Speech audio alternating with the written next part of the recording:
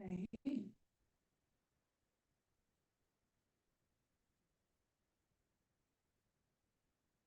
Awesome.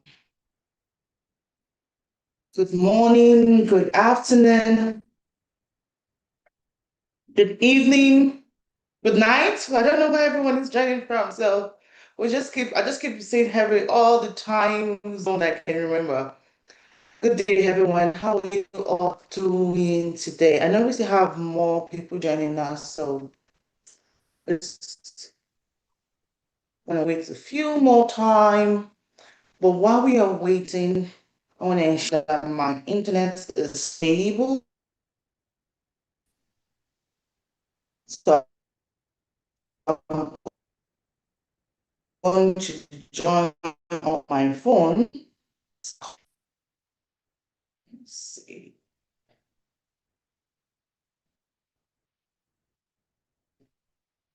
Hey,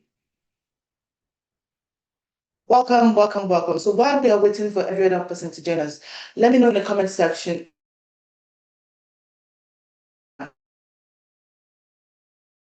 Can you hear me loud and clear? If you can turn on your camera, should we all turn on our cameras? Maybe a little bit accommodating today, just today, but subsequently we would want everyone to turn on their camera. So put in the comment section if you can hear me clearly or if there is a lag, so I can ensure that we're using the right internet and I have all my backups ready.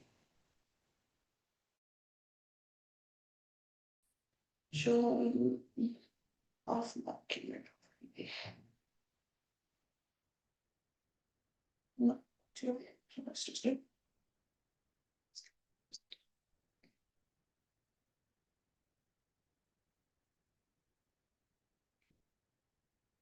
Have my backup phone here so we can ensure there's no interference. Okay, so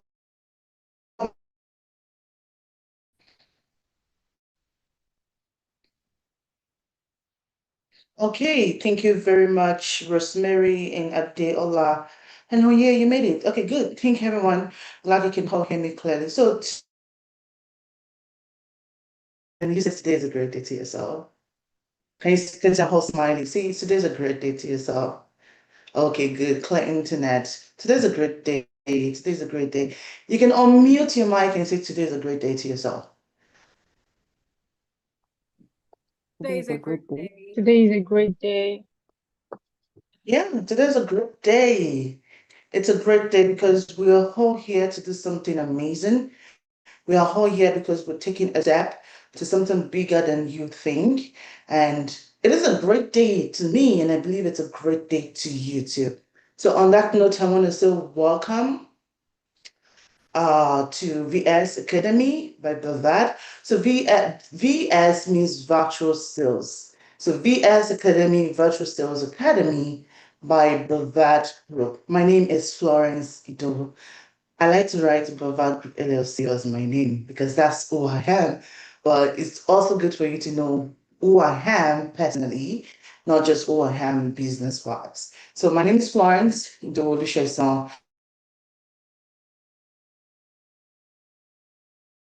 And so in the comment section, or even if you use yourself, anyone you want, anyhow you feel comfortable, it is fine. So just unmute your mic, tell us who you are, what your name is. My name is Florence. I'm joining from Minnesota, United States. And I would like to, what I look forward to gaining in is to developing the future of VSAs. I'm giving you my own introduction. That's me. And today is a good day for me. So tell me who you are, tell me where you're joining from, what you intend to gain, and most importantly, how you're feeling right now. I'm feeling excited. I'm excited. Tell me how you are also feeling right now. Feel free to use your microphone or also the chat. I'll have the chat open so I can Yeah, I have my chat open so I can ensure that I'm seeing everything. If you're not saying anything, it would be great to stay muted. But if you do want to talk, you can unmute your mic or you can just use the chat.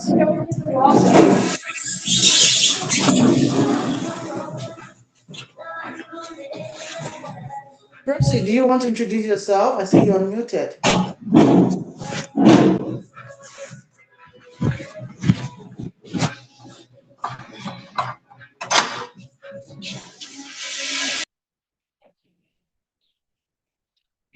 We have chief people, 10 plus 2 Florences on the line, and I'm yet to see a chat. What's going on?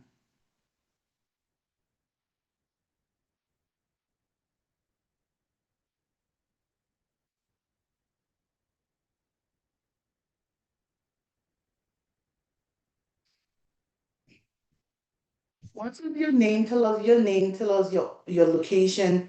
You can also tell us what your background is. Maybe you're currently doing these, what you intend to gain, one thing you hope to gain, and how you're currently feeling. I think those are the 4 or 5 things I'm really looking forward to seeing. So if you want to use your microphone, you can use the microphone. Um, you can use your raising of hands, just for us to be orderly, or you can put it in the chats. Either way is fine. I also want you to know that this training session has been recorded, so and it's currently being streamed live on YouTube. So you can always go back to learn, go back to the classes in case you have questions or you have concerns. We're going to do our orientation quickly, but I really want us to get to know ourselves before we proceed. So in the chat, you don't have to think about it. It's very simple. My name is this. My name is this, location is this, what I intend to gain is this. My name is this, location is this, what I intend to do is this is how I'm feeling. My name is this, my location is this. I'm currently in this role, and this is what I intend to gain. Anyhow you want to do it, you're free to do it, but I really need to get to know you all. I know you all from applications, but I still need to get to know you all today. Percy, your microphone is unmuted. Do you want to introduce yourself?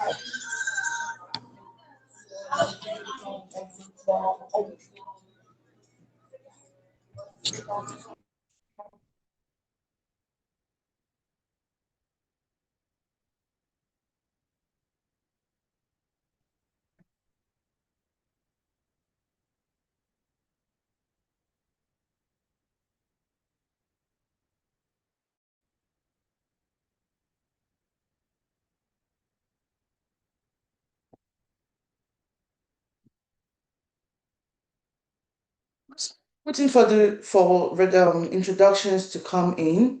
I think someone is waiting for who is going to be the first person. Uh, that is not the best way to go about it. But while we're waiting for introductions to come in, we can really get started. Okay, yeah, my name is Onye. Yeah, feeling excited, looking forward to developing my VSA skills and contributing to increasing of sales. Excellent. Thank you very much, Onye, and it's nice to meet you. And this one. Okay.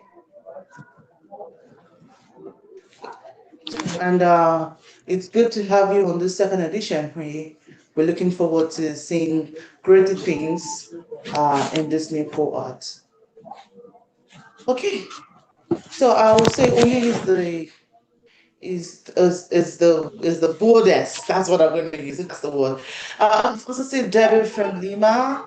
She's looking forward to working remotely. Okay, good. You're looking forward to working remotely. I know Adiola is here, Rosemary is here, Prosa is here, Shifumi is here. We have a lot of people here, and everyone has been shy to introduce themselves. Yeah, Chukwemeka, I was looking forward to the introduction. Why are you not saying anything? Omotola, you're welcome.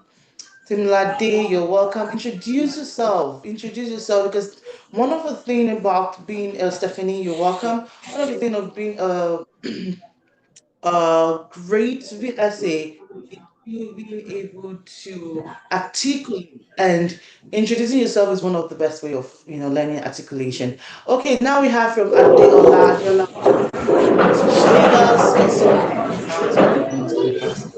Okay, and she's looking forward to developing herself and getting a high paying remote job by the end of this program. Awesome.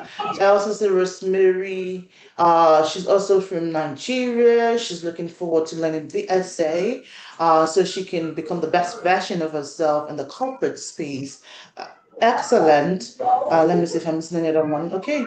So great job, everyone, introducing yourself because it's the first step for you actually developing yourself is the first step for increasing your confidence, is the first step for in this program. I think that's the best word to even use. Awesome. So today we're really focusing on the practitioner side of things, which is not just we've had the foundation cohort, right? But we also have the practitioner, we have the specialist, and we have the strategist. And in the practitioner, we're really focusing more on revenue operations and, of course, the founders support certification. Okay, I see Chukwemeka, nice to be here. I have a little background in CRM tools, and I hope to expand my skill set and land a good remote job. Looking forward to connecting with you all. Awesome to connecting with everyone. So also that is what the certification program is all about. So in case you're ever wondering what exactly differentiates the foundation from the practitioner and the other ones, the foundation really starts with the true basic business fundamentals. The practitioner really is more hands-on, so which is why you have a lot of group discussion, group walk. You have a capstone at the end of the program because you are not working alone. You're not learning alone. You are never alone. And there's a lot more where you are building or developing your operational skills in business. So let us get started. Like I said, we've done this. So we're going to start with orientation because the information might have been overwhelming. We have the cohort, we have the cohort up, we have our WhatsApp, but I will go through everything so that you have an understanding of where you need to go, who you need to approach, who do you need to work with during, after, before, anyhow, just to ensure that we are all accountable and committed to this program. So if you're ever wondering why we exist, there is a gap that most people don't talk about. I'm using two screens so in case you see me turning my head. There's a gap that most people don't talk about. Most professionals or most professional development, they teach the skills. You learn the skills, like I know Emeka is here, said he has some CRM tools experience, right? So he probably went and learned the skills, but they don't tell you what happened next. Or you take a certification, you wonder what happened next. Or maybe you even take a course. You're like, oh, this course is going to better my life, but you always wonder what happens next. So we can see that very few programs actually teach you how business operates, except you want to go for an MBA, which is very expensive. So, how business actually operates, so they may not teach you how revenues are being generated. They might not teach you how founders think, or even how systems connect the dots. And most importantly, how professionals create real value. And at the end of the day, we begin to see that we have so many people or a workforce filled with diverse certification, yet we have professionals who struggle to execute. So execution is the biggest word right now. Execution is the biggest thing that we focus on, both in Bavad, which is the company itself, and the VS Academy, because we've come to realize that most people know what to do, right? But they do not know how to build the systems that make it happen consistently.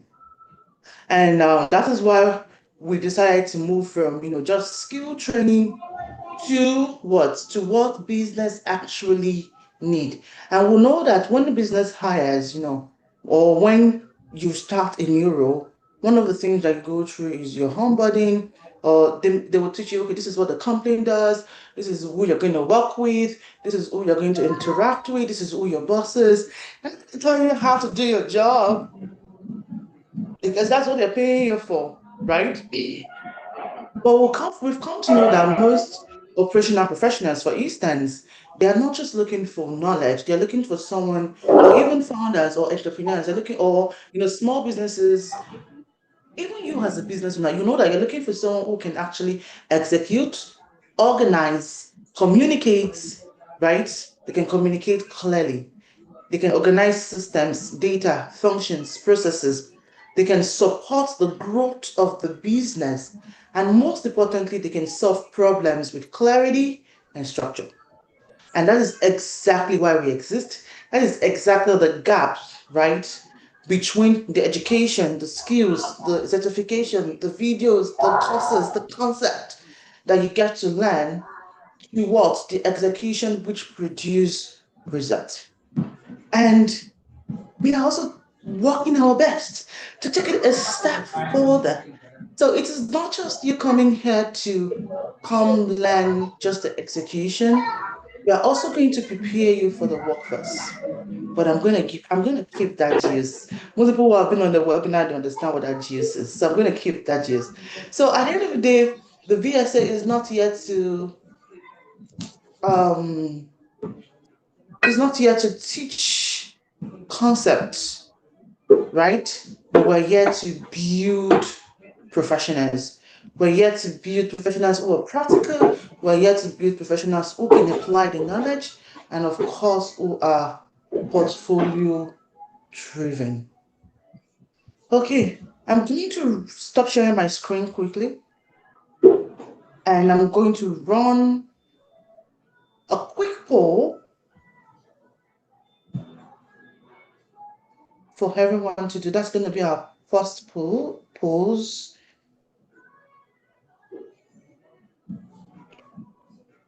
Okay, let me see what this says. We already got this. Okay, let's go to our second poll to see where we have. So before we go further, we're going to start with this one. With this poll, let me see. Many people to join. Okay, keep trying.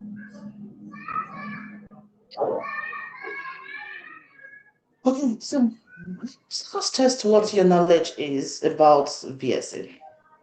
We'll start with that. Let's test what your knowledge is about VSA. I see that people already, are already responding. But when you hear the word VSA, what comes to your knowledge? What do you think we're talking about?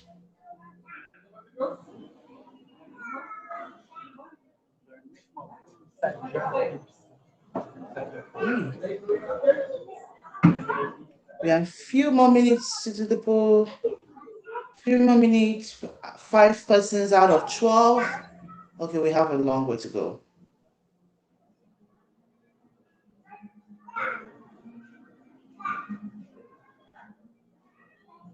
Okay, 6. That's after class.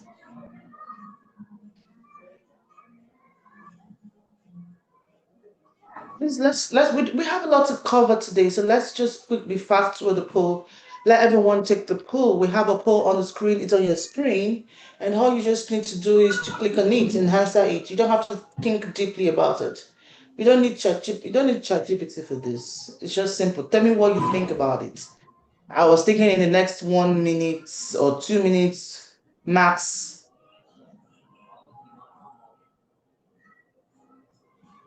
Everyone should have. 58% of the class has just taken it. What do you think about VS? So when you hear the word VSA today, what comes to mind? Do you think it's an administrative assistant, like someone who is just there to okay, I have to admit some. Um, who is there just to help? Or do you think it's someone who's a tax executor? So a tax executor is someone who is given a tax to do and they just do the tax? Or do you think is sales support? Do you think is a revenue operator? So sales support would be someone who is supporting the sales team, or a revenue operator, which will be someone who actually helps drive the increase or growth of revenue in the company. So what do you think? Let's start with your current knowledge before we go to new information. Okay, so we have 66% that has participated. 66%. Can we get it to at least 80%, please? So people are really having difficulty. Let me open up the chat.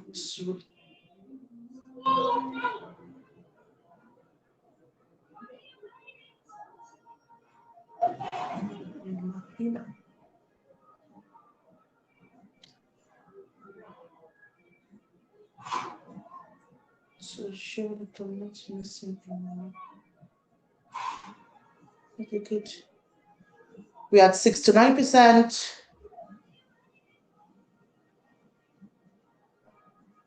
We have four more persons. And this is all our polls are anonymous, so nobody even know who does what.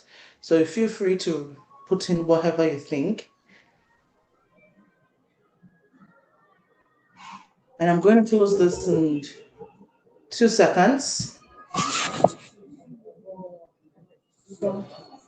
Oh, we dropped off. Somebody dropped off after filling the poll. He's not gonna go and see. He's a guide dog. I'm going to do the poll quickly. We're handing the poll. We have a lot of things to do, and I'm going to share the results. So right now we can see that majority of the class, out of 60% of people that filled, said that sales support. We have admin. We have sales support leading. We have admin and revenue operator time, and 0% for tax executor. So the very important thing is that you know that being a VSA is not a tax, you're not a tax executor. So I think that everyone should clap for themselves about that. You're not a tax executor. That doesn't mean that you won't be assigned tax though, but it's good for your mindset. VSAs sits between the sales support and revenue operator. The right answer is actually revenue operator. But it is good that we're starting from. Hmm. And you're like, is that for me? No, I don't think it's from There you. I is think it's noise in from the me. background. Okay, there is a noise in the background. Let me see. Please, I would ensure that everyone stays muted. Percy, you need to mute your mic if you're not talking. There is an interference that's affecting the class. So this is great that we all know that VSA, virtual sales associate, is not a tax executor, not necessarily an administrative assistant, they're not a virtual assistant. You sit between sales support and revenue operations. So revenue operation operator is the right answer. That's the peak. But yes, you can also be starting your career as a sales support, which is something that makes you indispensable in your career. So I would resume, let me share my, let me take this off. Then we'll go back to our orientation.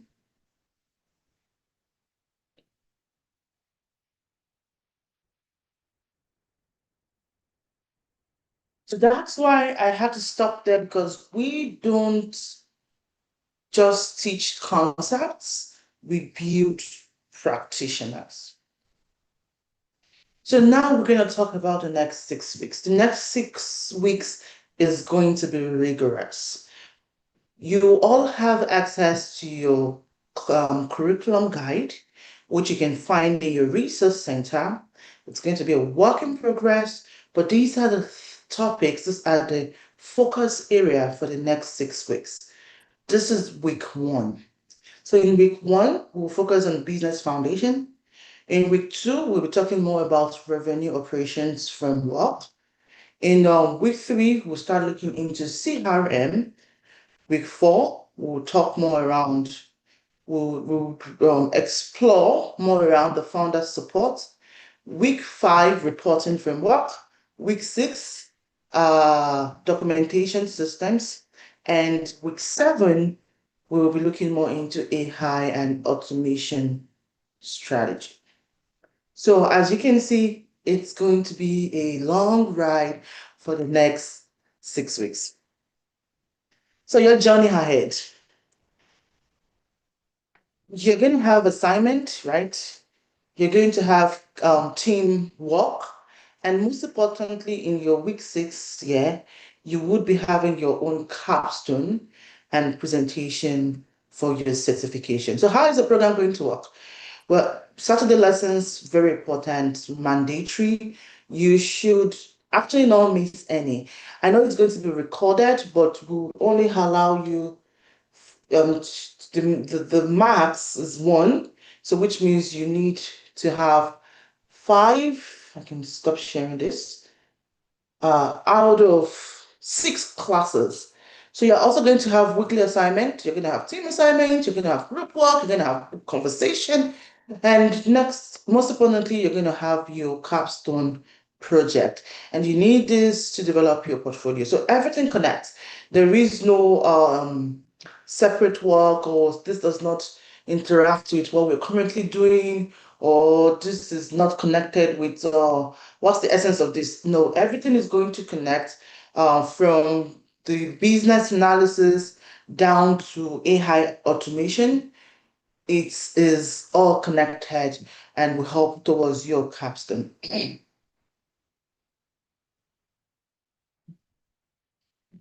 So for your certification requirement, for you to actually get your certification, like I mentioned, you need to at least attend 5 of the 6 Saturday classes. The Saturday classes are the most important. You have to complete your weekly assignment. You have to submit all your capstone deliverables. You'll be having your final presentation at the last week, and you have to continue to demonstrate professionalism throughout the program. So, and this is very important. I need to ensure to make sure that you understand that the certification, when you hand your VSA the practitioner certification, you are signaling to the workforce that you don't just know revenue operations or how to support a founder, you can actually do it. So you have a portfolio to prove for that. But I also want you to remember that certification is earned, is not given. In our foundation class, there's some people that did not even receive certification. I know the foundation class was actually, our foundation class is actually basic, so it is not as rigorous as this. But even at that, we all want you to understand that certification is hand, and it's not just handed over to you because you were present in class. So your participation, your accountability, attendance, professionalism, you have to do this, you do this, you have to, like the way I said, everybody introduce yourself. It took almost 5 minutes before one person, which was even me, would talk. Those are things that actually hinders growth, not even towards certification, but in the workforce.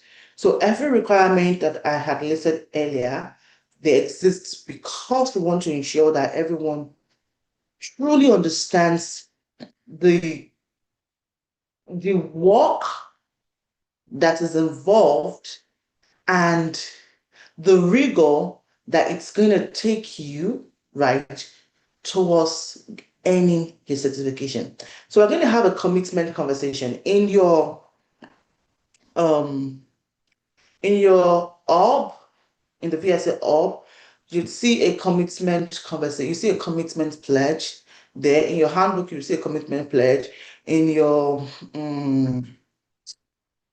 yes, I think it's just the handbook. You see a commitment pledge in your workbook, yes.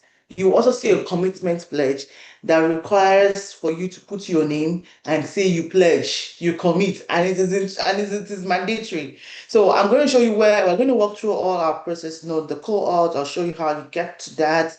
It's very simple. It's up.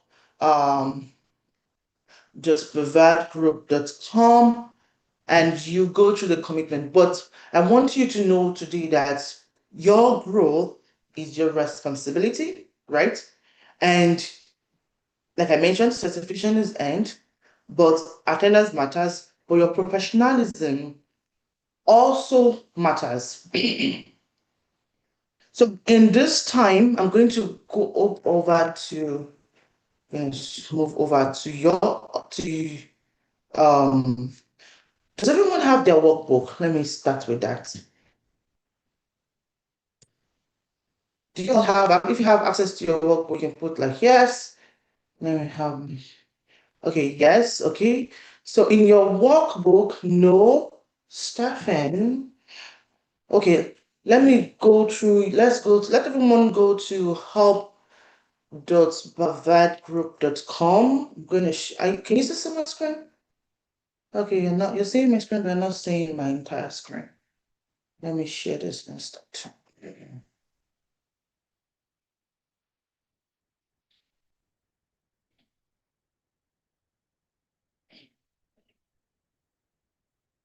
I'm going to put this in the chat. I want everyone to go to hub.bavardgroup.com. Let's all go to hub.bavardgroup.com. I'm going to share my screen. Let me share my entire screen.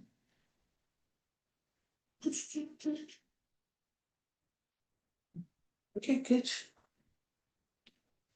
Let me see what's going to show.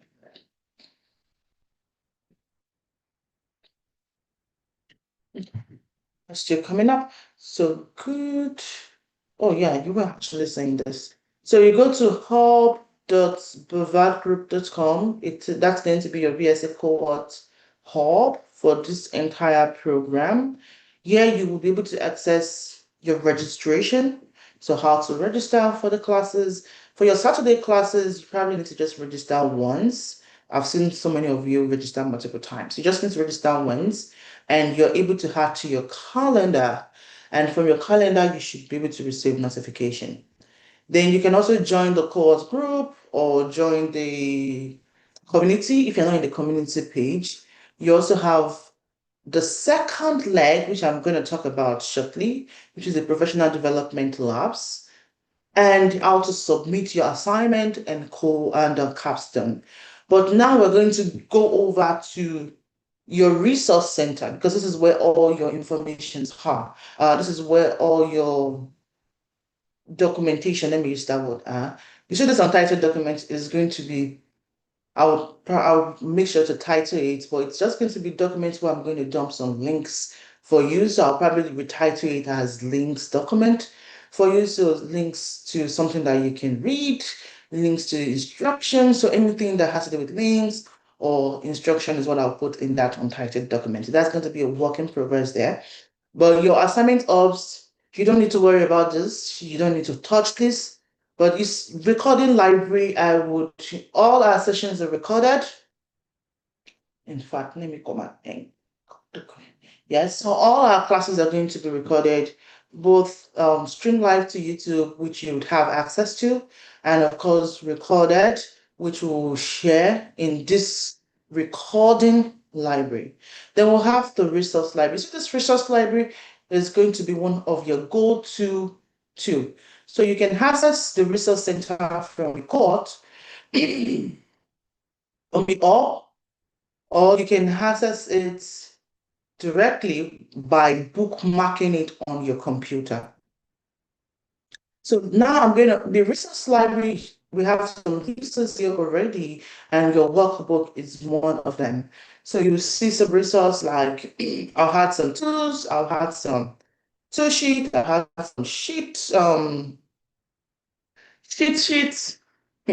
sheets there. I had informations that you would have, but there will also be policies, some information on policies, I would ensure to make sure that all these are grouped in folders so it doesn't confuse you. But you see how this color document, they are the most important document that you all need to have access to. This is your workbook here.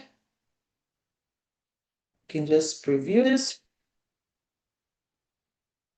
So this is your workbook here that you need to work with every day for the next 6 weeks, right? It's about 44 pages. Yes, 44 pages. So this is your workbook here. You have information here that you can always, access. You also have your curriculum guide here.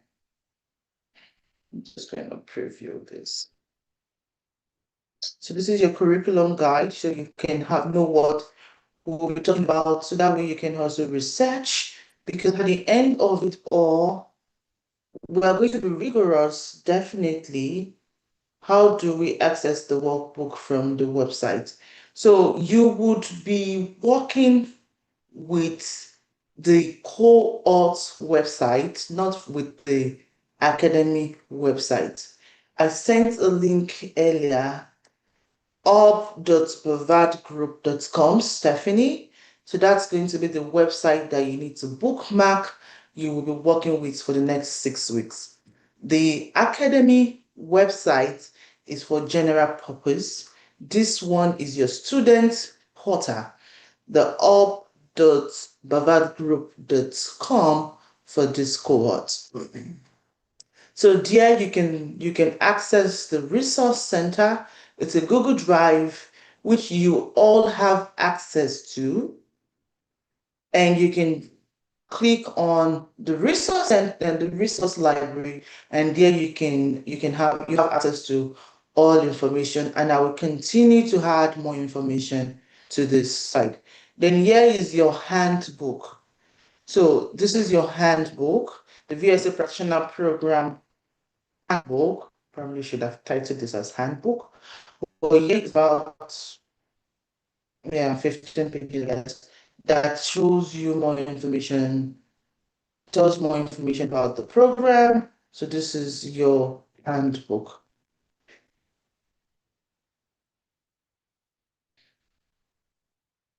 Okay, awesome. So I would also be putting my slides in this Google Drive just for informational purposes. So now I'm going to open up the workbook, and I think everyone should open it up because we have the commitment pledge to take in page 4. I'm going to make it very short. I'm not going to read all these things, but I want you all to take your time to read all this and commit to it. But at the end of it all, the most important thing is you understanding that assignment matters, attendance matters, consistency matters, and professionalism matters. And I would want everyone to put a yes if you are pledging, vowing that you will be committing for the next 6 weeks. So I want to see a yes in the chat box if you know that you are committing for the next 6 weeks. Okay. Yes. Yes. 3 yes, 4 yeses. Okay, so let's keep the yes coming.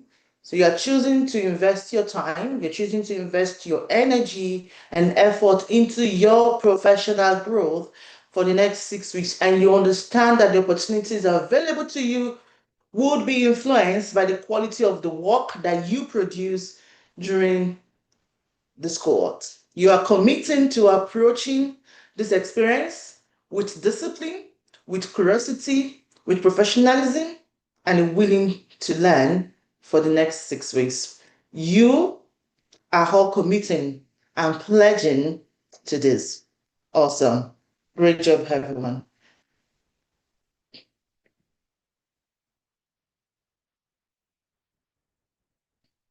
Awesome.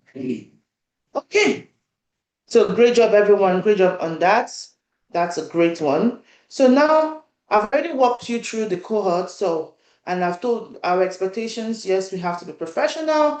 You have to be accountable. You have to participate. I've said all this, communicate. You have to collaborate within the next 6 weeks, which is very important. So I'm just going to be very quick about it. I've shown you your cohorts up already. So this is your student portal. So when you hear the word cohort up, just remember I'm talking about your student portal, So all your links, the professional development. So the professional development is going to be an optional. It doesn't count towards your certification, but it would help with your overall development. So you'll be able to access links, how to register for that, how to access the VSA community, your resource center, your assignment portal, and even if you need support. So if you do need support, the link again is hub.bavardgroup.com. It's all in your emails, like it's in your emails. I will also pin it to the group chats to ensure that you have it. But it's something that it's very easy. Remember, the name of the company is bavardgroup.com. Just put HUB, hub.bavardgroup.com, and you have access to it. Your resource center too, I've walked you through it, your workbook, your curriculum guide, session recording, weekly template and tools. I would, if I know something is going to help you grow, I would add it. I will add it there. Then any professional development resources, I will have it there. Policies, programs, everything, it will be in your resource center. We have a lot to do, so I don't want us to waste time on onboarding and orientation.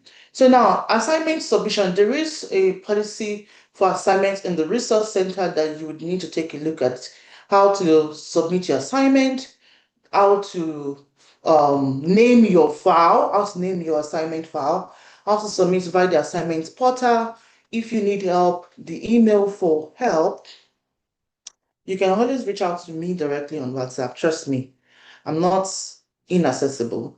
But if you want the academy email, it is vsacademy@bavardgroup.com. So you can always send messages to the academy email directly, or you can send message to my WhatsApp or even the group, the cohorts group WhatsApp. Try to understand that there's a difference between the cohort group WhatsApp and the community. So try and use the cohort group instead of the community. So the community is just a lot of every other persons that have probably gone through our programs, our webinars, and the rest of things. And most importantly, learn to submit your assignment on time. Very important because it captures the time. And if you are some minute late, your assignment might become invalid. So I've mentioned the professional development labs earlier. We'll be having 3 labs throughout this program, and each of those labs will be focusing on different experts. In the labs, we'll also have 3 guest appearances, one that will focus on the legal expert, one that will focus on the project management, and one that will focus on data analytics / AI automations, depending on the availability of our faculty. But in all, the labs itself would be focused on the entire labs itself, would be focused on three aspects of professional development and workforce readiness. The first one, which you can see on the screen, is your professional positioning as a VSA, which will also look into your LinkedIn optimization. The second is portfolio development and opportunity readiness. And the third is interview preparations and actually how to have clients conversations. So these are optionals, which means you don't need to attend to end your certificate, but they will do you well. So these are going to be on Wednesday evenings for those who are in Nigeria, but Wednesday afternoon for we that were in the United States. You have the link to register in your course hub, so you can always find that. And I will also be posting on this, so that's not a problem. So let's do a quick technology setup check. So you need to ask and confirm You need to ask and confirm. You need to ask yourself and confirm in the chat if you have access to this. So if you have access to Zoom, so you can probably do like Zoom, yes, Gmail, yes, LinkedIn, yes, ChatGPT, yes, something like that. Um, all the Google, all the Google Workspace product. I'll just use the word Google Workspace so that we don't have too much. That'll be around four. Zoom, Google Workspace, LinkedIn, and ChatGPT. So Zoom, I believe we all have access, which is why we are on this call. For those who might not be on Zoom, maybe I would even want to advise that you download Zoom, maybe on your phone or on your laptop. And the reason is this. Zoom on the downloaded Zoom app allows you to annotate and really helps with group discussion, group interaction. So if you're using the online version, you would not have the small pencil. You probably would not see it, but a small pencil in front of you that allows you to like write. Like you can see, I'm trying to circle something right now. So and that to allows you to annotate. But if you're using the web one, you will not have that.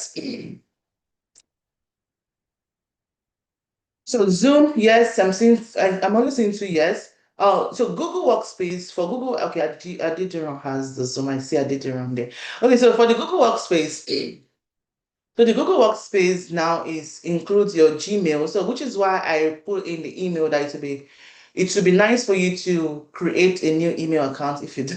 Okay, now don't paint my screen. Adiola, Adediran, I can see both of you pencils. It would be nice for you to have the Google Workspace, okay? Because it allows you to have access to, free Google Docs, free Google Sheets, free Google Form, many tools that will become valuable to you, not just for the program, but for your own practice. All tools, yes, excellent. And I saw that some people don't have LinkedIn. Like you didn't put LinkedIn link. I'm like, what's going on? LinkedIn is going to be one of the biggest tools that you would need, especially for your positioning and getting jobs. So LinkedIn is also going to be very important. If you don't have, I'll ask you to start researching on researching is even a big word. Go and create one. LinkedIn.com. That's it. And ChatGPT is the most basic tool for our AI and AI automation. I'll teach you some automation around that too that we would be using. That doesn't mean that it's limited. There are many other AI tools we're going to use in this AI automation tools we're going to use. We're going to use Make, we're going to use Zephyr. Okay, we're going to use Zip. Okay, let's not complicate things. But there are many AI tools, but ChatGPT is going to be the basic, like these are the basic tools we would be needing throughout the cohorts. So very important, your Google Docs to write, your Google Drive to document, your Google Sheet for calculations, for track sheets, and the rest of things. So we look forward to you. So I'm saying yes already. I'm saying all tools yes, which is great. Okay, let me remove my annotation.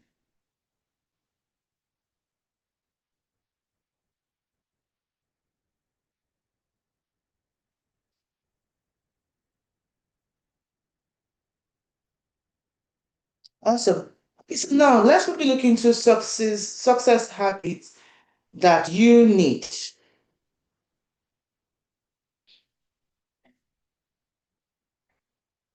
So like I mentioned, we're going to have assignment, and it will be very reasonable for you to start your assignment within 24 hours. When you get taught something, or someone teaches you something, it usually has more higher retention ability at the first 24 hours than you doing the assignment or doing the work later. So, which is why we say start your assignments within 24 hours, then you can continue to build on it. Second, success habits, which means things that you need to do to be successful in this program, is to treat every exercise like a client work. So now, if you are actually working with a client, not just imaginary clients, how would you treat that work? So that is what I'm going to say. Treat every exercise. Exercises we're going to do in class, exercises you're going to take home, exercises you're going to do later, like your capstones. Treat everyone like you're working with a client. You're working with a client. Also ask questions early. You have questions. Trust me, I love to ask. I love to answer questions. You have questions asked. Even if I don't know the question, I'll tell you I don't know the answer. I'll get back to you. I'll do research just to ensure that you have the right information. So because at the end of the day, everyone here is not it's not the know it all, right? So ask questions. Something doesn't you don't understand something, ask questions. There's a confusion on something, ask questions. Then use the template. Like I mentioned, I'm going to do my best to provide you. In fact, you probably get to a point whereby you may get to what we call template overload because I'm going to bombard you with templates, different templates that you can use just to ensure that you're successful. And when you're even working with clients, the reason we have the Google Drive is so that you can also create your own Google Drive, start to keep all this information, start to document all this information, and what develop your own. You can even use it to develop your own template, so that when you're working with a client, oh, I need a tracker. I have VSA give us a tracker that I can use. Oh, I need a toolkit for meeting documentation. Oh, yes, we have this. Oh, I need one for client intake. We have this. So these are some of the things. So when you're actually on the job, you won't feel like a novice. Engage with peers. I'm intentionally going to have group assignments, so which means you would have to work with people because when you work with organizations, you are not going to work on a silo. You would work with other persons. This is not a solopreneurship except you just want to take in this information and apply it into your business, which is okay, right? There's a lot of people that do that. It's okay. But when you're working with clients, you're working in an organization, you get to work with people. So, which is one of the reasons we are going to have you work in groups. So, start thinking about your group. Maybe I'm going to make it random. Maybe probably I'll use a randomizer to put people in groups so that we don't have glitches and the rest of them. But most importantly, is start engaging, networking with yourself, connect with yourself on LinkedIn, connect with yourself even outside of LinkedIn or WhatsApp.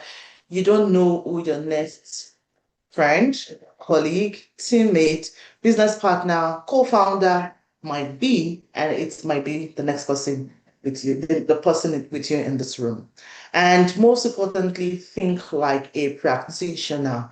From today, the one, think like a practitioner. A practitioner is someone who is always hands on. So hands be hands on.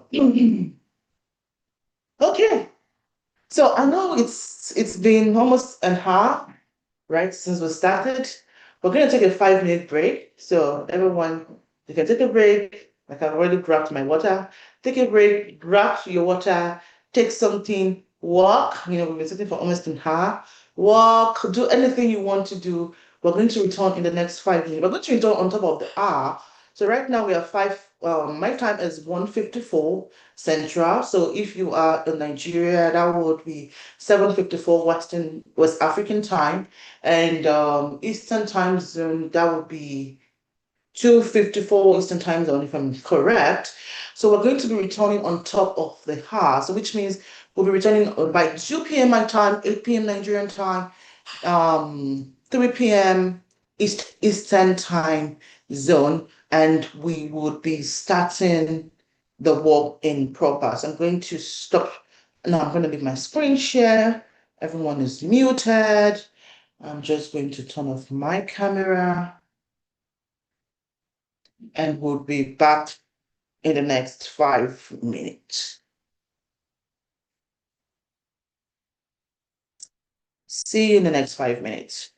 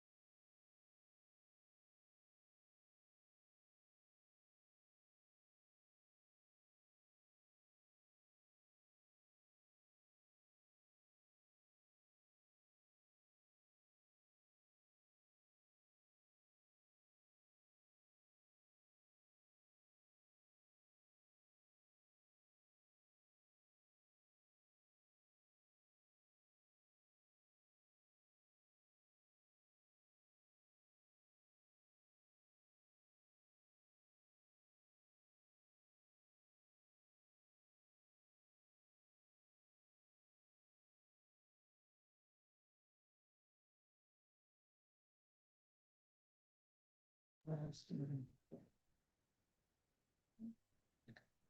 awesome. How many persons are back?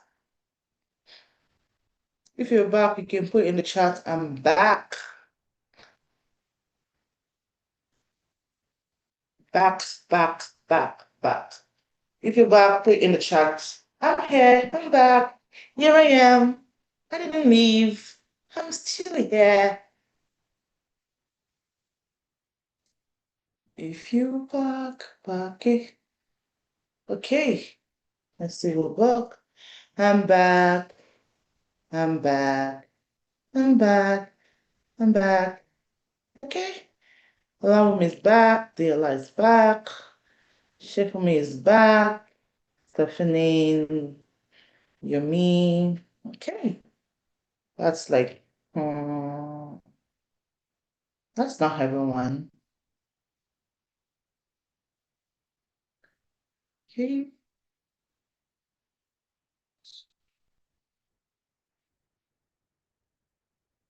So what person's gonna join us later? Okay, people are already coming back, can you see? Join us later, okay? So we can get started. I'm back. Awesome. You're all welcome back and welcome back and welcome back and welcome back.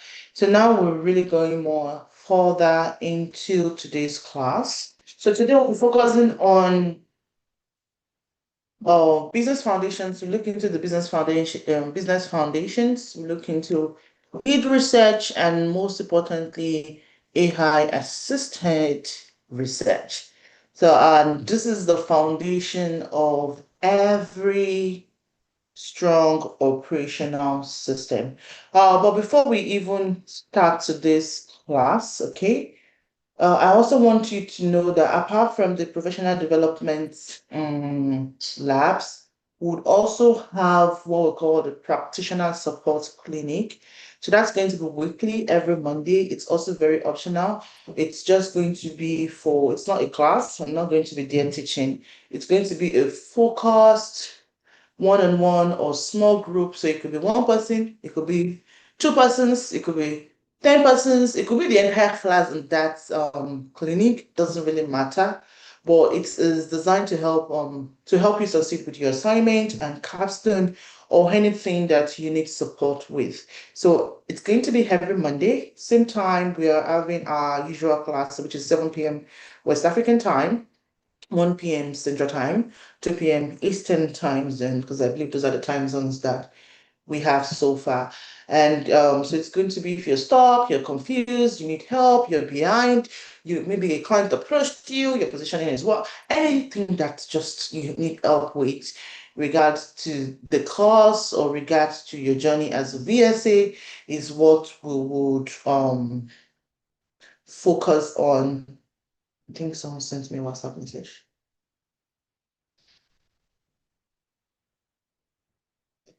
Is that we'll focus on in that clinic. So attendance is totally optional, but it's highly recommended if you're having any challenge. So once again, it's assignment support, it's capstone coaching, and like a live Q&A of any questions that probably came up during the week for you.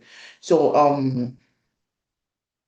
I don't want to, you say caress you, but I'm very sure that any student that shows up consistently, in the clinic it's really going to help them produce stronger work because that way, even if you don't have questions, but you get to hear other person's questions, you are able to know what direction to take without you actually feeling overwhelmed. I'll say, show up early, use the support that is available to you.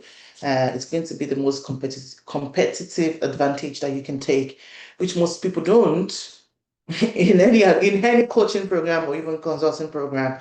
But also just take it, take it, take it. I have so many clients. I'll say, "Oh, you have 15 minutes support with me every month, like twice every month." They don't use it. Well, it's a time for me. You paid for it, but it's a time for me. But I'll say use it when needed, or even when you think you have challenge. Okay, so let's go to the business of the day because we do have a lot to cover and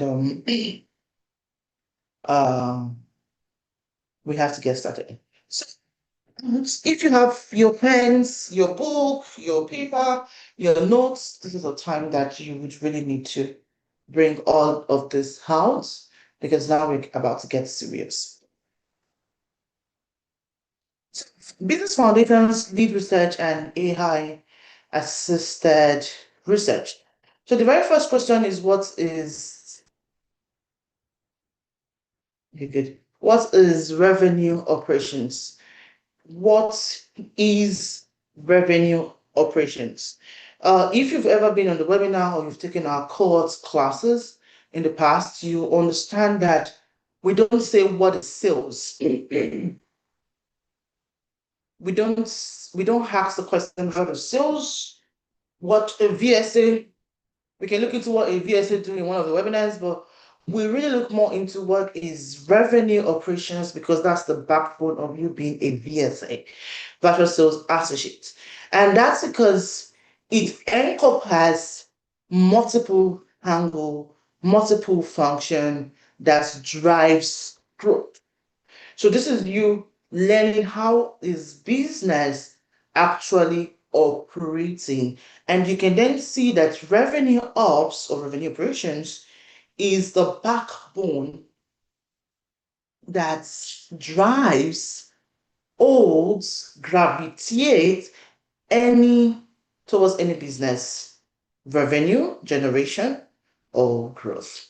So I have it in my note here that revenue ops, it's of course is one of the fastest growing discipline that we're beginning to see in modern businesses. But revenue ops is the strategic alignment of people, process, data, this is technology, and technology that drives revenue generation across the business. I'm going to take that again for those that want to write notes. So, revenue operations is the strategic alignment of people, processes, data, and technology that drives revenue generation across a business. So if we break it down, the traditional silos is when we then begin to see marketing, we begin to see sales, we begin to see customer success, we see data, data analytics, data science, data infrastructure. We see systems. We can talk about system thinking. We can talk about strategy, right? So the executive role falls around that. And most importantly, we see reporting. That is analytics. We see analytics. So we'll now begin to see that what actually holds or what do all this function drive towards? They drive towards one thing, growth. And that is exactly what revenue ops focus on.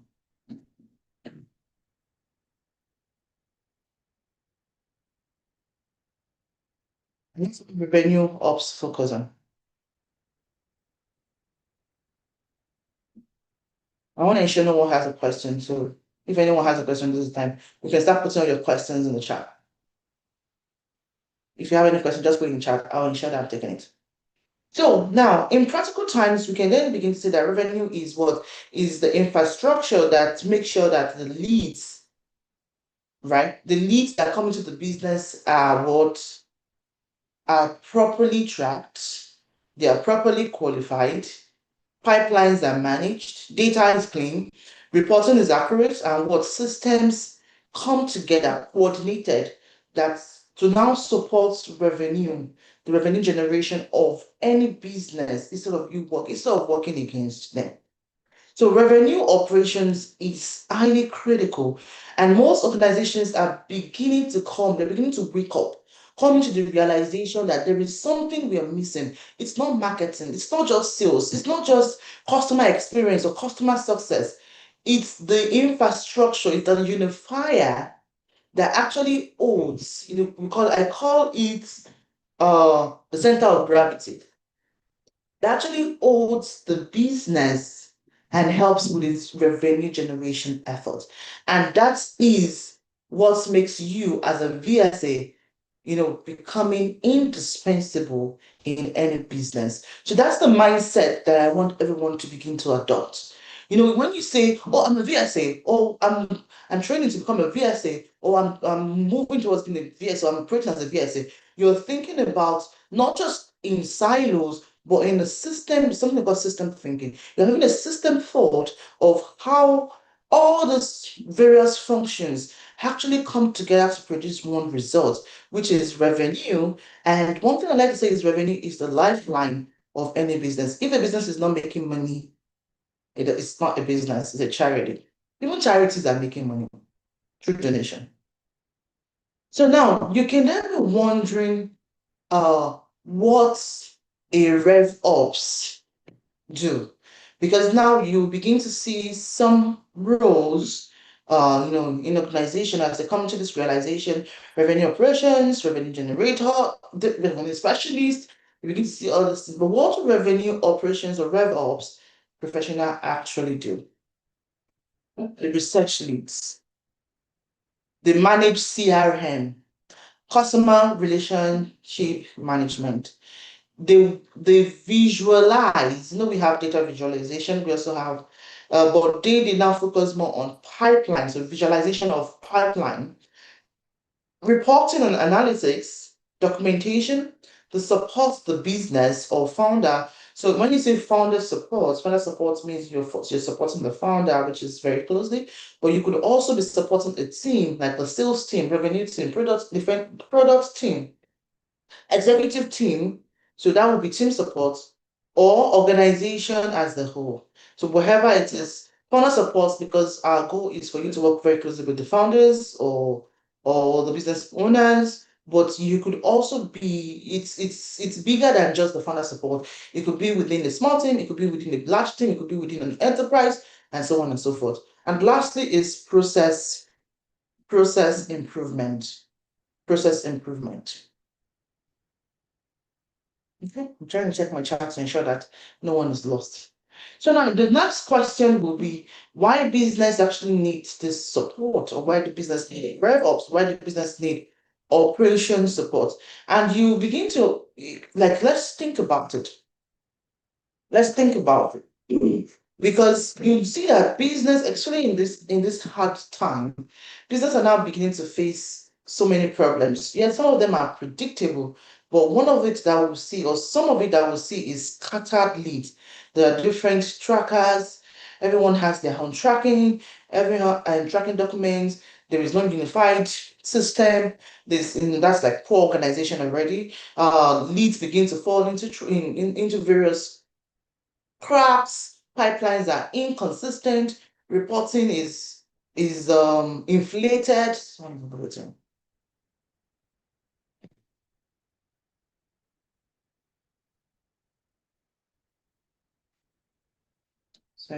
someone's okay. So reporting is inflated, so definitely that's a weak reporting, and they don't even have reputable or consistent systems that would help founders spend their times in what matter. Rather, we begin to see them find and spending their times in operational fires instead of the actually driving growth. I had a LinkedIn post recently on founder dependency, and there was someone that actually DM'd me because it's now becoming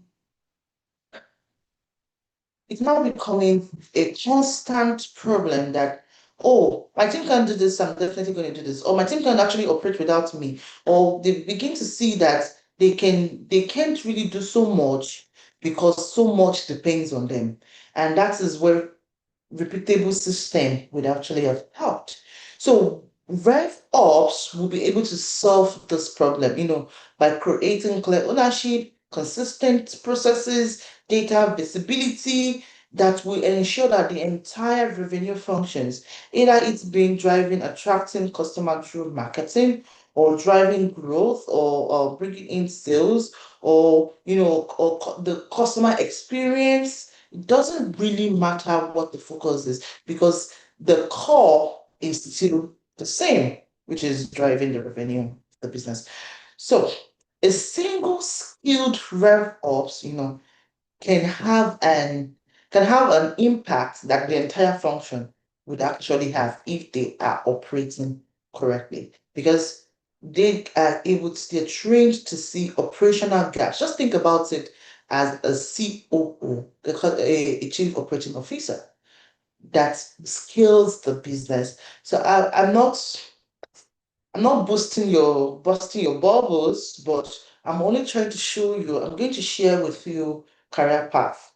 Maybe with two or with three, depending on my mood right now. Let me use my word, mood. But seriously, on a serious note, the career path that you'll be able to see yourself that coming in or becoming a VSA or understanding how VSA operates is not just a virtual support, it is much more. So your role, right? Your role will continue to be to create operational clarity, structure, and follow through in any business.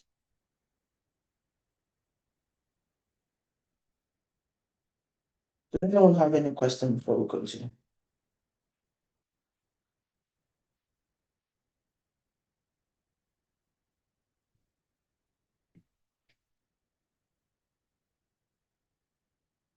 Mm-hmm.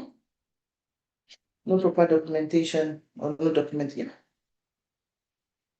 What were those last 2 points? Unclear workflow. That's the documentation that Adela is talking about. We'll look more into SOP documentation, but let's not go far ahead, and no repeatable systems. So now, before you support a business, right? Understanding the business is very important. Understanding the business is very, very important because founders founders have different problems. They solve different things. So they have different pain points. So someone's losing. The very first thing that you need to understand is the business itself. It's the business itself. Trying to try. Still no one on this call. I need someone to be checking the wait list for me. It's distracting me.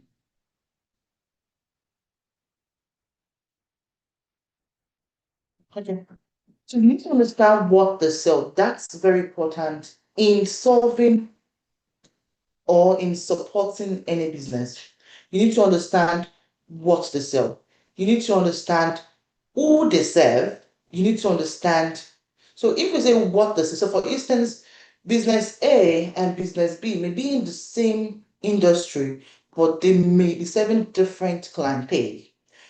You also need to understand why customer buy. You need to understand the customer psychology, the buying psychology of customers. And most importantly, you need to understand how they generate revenue. And it's some of the things that we would, continue to break down. We'll look into, we call it ICP. We'll understand what ICP is.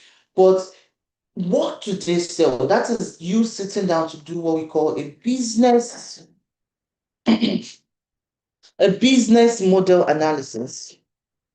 So that's basically you're doing a business model analysis. And with business model, sure okay. So with business model analysis, you're asking yourself questions like, how does this business make money? What are the primary revenue streams? Is it service? Is it product?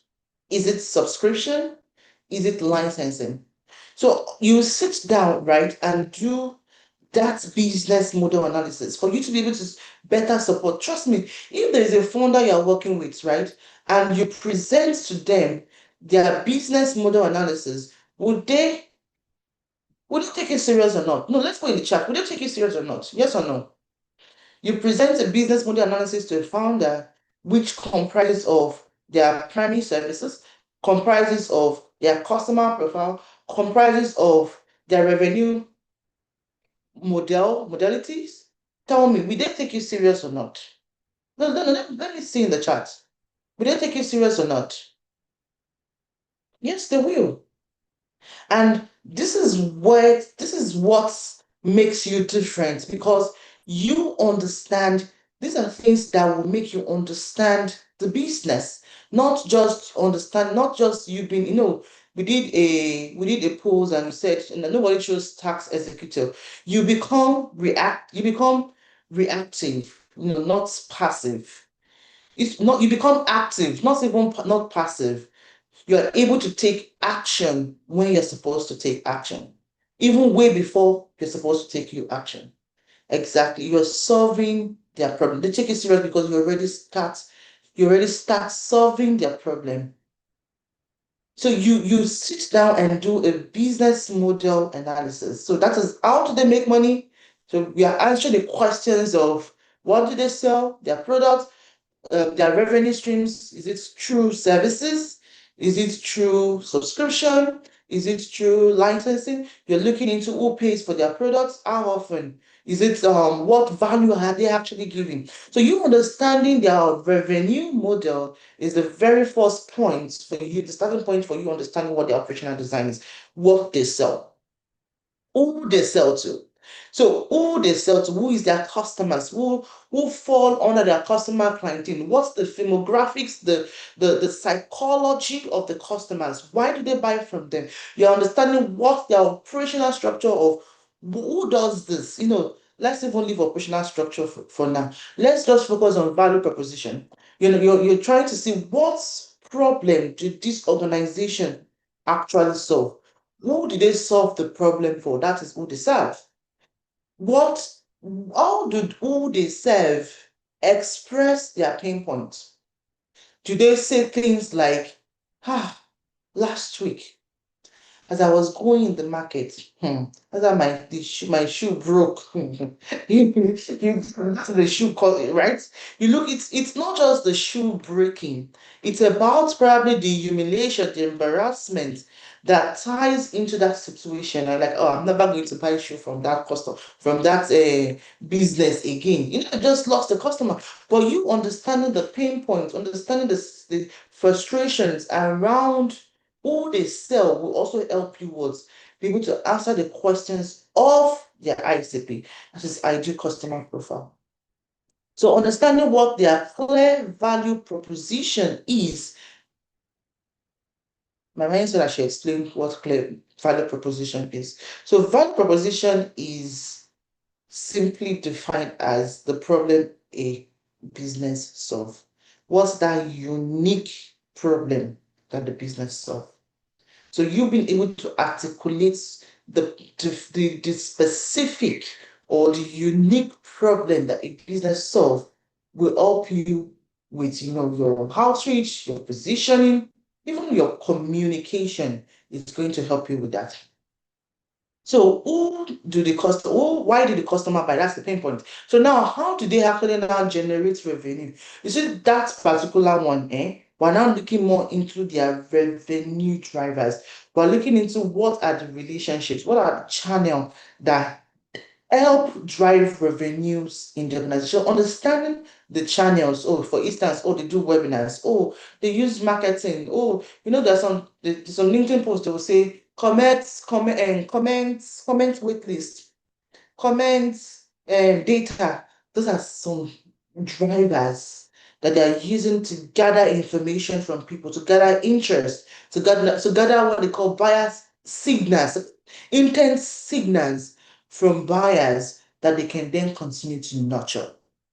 So identifying this is what is going to then help you in creating that foundation for your ICP development, which is what we call ideal customer profile. So now, I've already explained this to you, so I'll just move to the next page. I've mentioned what the business model, I've mentioned your target audience, the customer profile. So lastly, the one I think that I also need to talk more about is their operational structure, their operational needs. You also need to understand how a business is actually structured. Because from their structure, you are able to see what their operational needs are. So who does what? Where are their operational gaps? What's their internal structure? How does it help support revenue generation? Who is the decision maker? And all this are needed, not even just for you supporting the business, but for you also relating the business needs to a possible client or customer. So now let's look more into uh ICP. So I'm going to use a lot, like I'm going to try my best. I'll use a lot of acronyms, but I'll try my best to explain what the acronym might be so that you don't miss it. So now I do customer profile, so I'm using more of ICP so that you understand. So when we are talking about ideal customer profile, we're talking about a persona. We're talking about an imaginary person that fits into the customer description that the business serve. So a clear description of the type of customer a business is best positioned to serve. That is what an ICP is. But you are really looking more into designing an imaginary, which will become real, but imaginary persona or profile of a customer that the business is positioned to serve. So the way I would define ICP for you, like academically, would be a detailed, data-informed description of the type of customer most likely to buy, to stay, and to refer in business. I'm going to take that again for those who are taking notes. It is a detailed, data-informed description of the type of customer that is most likely to buy from a business, to stay with the business, and to refer business to that business. So it is not a wish list. That is what most people don't know. You should define or describe or identify an ICP. You see people like, oh, I think the founder, I think a consultant, a coach, a this, a that, like almost 10 industries. That is not an ICP. It has to be detailed, but it also has to be data informed, right? Of the type of customer that would most likely buy from you, most likely buy from your organization. So it is usually research based. And that is what I want you to know. It is usually research based, and you're looking at what is going to drive decisions across this customer behavior, customer psychology, customer attitude, customer, the entire ecosystem of a customer. And you're looking across marketing, across sales, and definitely across revenue operations. So your ICP or a business ICP can never be everyone because you're looking at specific customers with specific problems that have defined goals and buying triggers.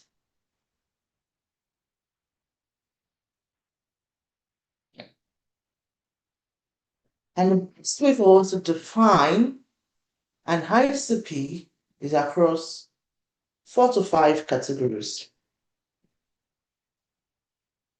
Sorry. Come on. Across 4 to 5 categories. You see, the first one is what we call demographics. So under demographics, you're researching and documenting the customer age, the customer title, the customer location, and possible income brackets. I'm going to do an exercise. I want us to take this very serious. We're going to do an exercise within in a few minutes. So you should start paying attention to this ICP components because we're going to define, and I'm going to do it in the breakout session. So I'm going to put people in groups. I'm going to put you in groups. We are currently 15 minus 2, so that's like around 12, 13 people on this call. So we'll put us in. So you're going to define an ICP, but let me just we'll get this in. So the second one is firmographic. So firmographic, we're looking at their firm details, the company size, the industry that they're coming from, the industry type, their revenue bracket, which is why you see some people write explicitly that they serve medical practitioners in the dentist industry within a revenue of 1 million to 10 million brackets. Like very specific. Or you see some people say, oh, they only serve any maybe seed A, seed B, series A, series pre-seed. They'll tell you different thing because they've defined the firmographics of their own ICP. So you also need to define what your firmographics would be. If the organization I serve is doing this, is selling consulting services to medical practitioner or to finance professionals, right, that are earning within $100,000 to $150,000 a year, but need more support in their career. I mean, they're looking for promotions, right? I would like to find this. If a founder tells you that that is who they serve, how will I find for them? You define. Second one is firmographics. The third one is psychographics. So this is what we're talking about, the customer psychology. You're looking at what their goals are, what their values are, what do they actually value, what their mindset are, and most importantly, what their challenges are. What their challenges are. So you're looking at their fears, you're looking at their frustrations, you're looking at even their motivations, what drive their decisions, what keeps them up at night. And fourthly, it's behavioral. So for behavioral, we're looking at their buying habits, past information. You're researching their habits. You're looking at their buying behavior. You're looking at their decision-making process. You're looking at how fast do these people make decisions. Okay, how how engaged are they? What kind of tools do they use? How do they discover and evaluate solutions? So these are some of the things that you have to research on. It's going to take research, which is why ICP is not just you sit down, you define, you write, okay, this is what I think, this is what I think, I think. You actually have to test their hypotheses, you have to test your theory. And I said the fifth one that I was going to give to you, this is going to be a bonus, is what I called the fit indicators. And with fit indicators, you are looking at what signals indicate that this is the right prospect. We're looking at their past behavior, their past purchase behavior. So, for instance, someone wrote on LinkedIn, oh, I once worked with a coach that's blah, blah, blah, blah. That means this person has worked with a coach before. That means they can work with a coach. So if I'm working with a coach, I know this person can work with a coach because they have worked with a coach before. You're looking at their tech stack. You're looking at their team size. You're looking at their pain signals. They are talking about their frustrations openly. Looking at what they engage on. Oh, you're researching a profile on LinkedIn. This person talked about something. You also need to look at what are the things that this person also comments on because they give you more data than you actually think. They give you more data than you think. So now, this is going to be an example of an ICP, right? This is going to be a CRM consulting firm for small businesses. So this business, they consult for organizations to help them develop, manage, set up their CRM. They have about 10 to 100 employees.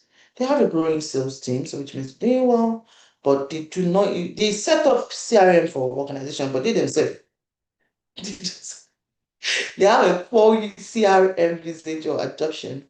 Their decision maker, is the founder or the sales director, but they need better pipeline visibility. This is an example of an ICP. So this is an example of how you would describe an ICP. We can see what the pain is. We can see what the team size is. We can see the firmographic. We can see the psychographics. We can see the behavior, right? We can see who the decision maker is. So now, if I am a CRM consultant for myself, right, and I want to work for this person, how would I even present that? Oh, I understand your business. I understand, um, I understand your problem. This is how I can help you. Because at the end of the day, ICP makes everything, it makes it like downstream. Everything downstream like just comes easier for you. Your outreach is more related, your pipeline qualification is even faster, and your conversion rate, of course, improves because you understand your ICP, you're targeting the right people, and of course, giving the right message. In our foundation class, we did talk about the 7 lead process, which we may not really emphasize on this class, but understanding that really matters. So we're going to do a quick assignment. We're going to do a quick group, a quick sorry, a quick I'm not going to use strategy here. I'm going to do a quick breakout session. So I'm going to try to do the wait a minute. I'm not recording. What? What? Why is on YouTube? Breakout rooms. So I'm going to randomize this. So we're going to do, we have 15 people.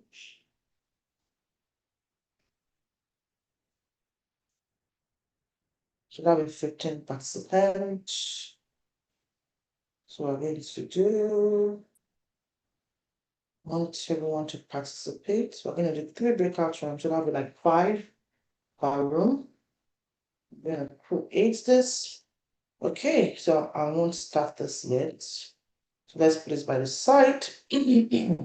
So now, this is going to be the exercise.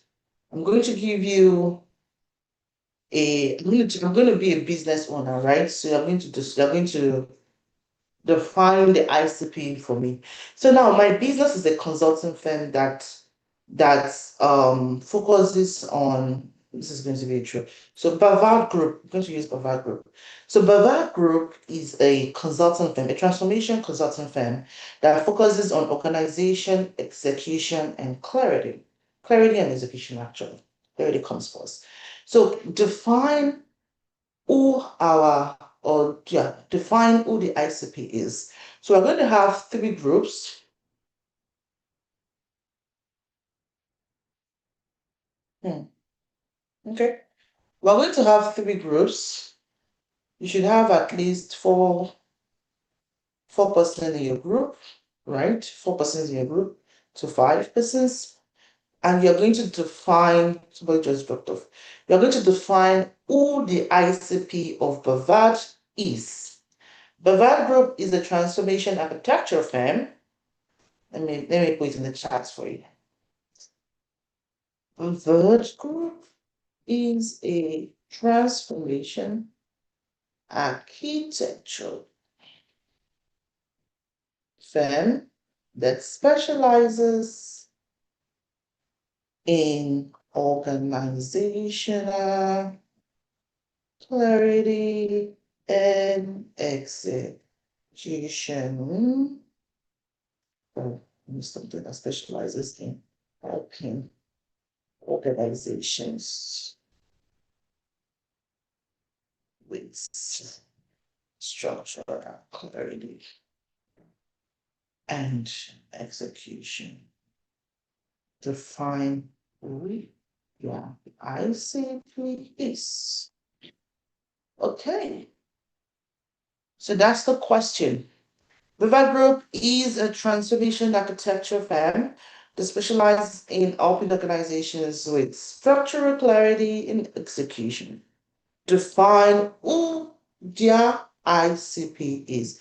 Are you all ready?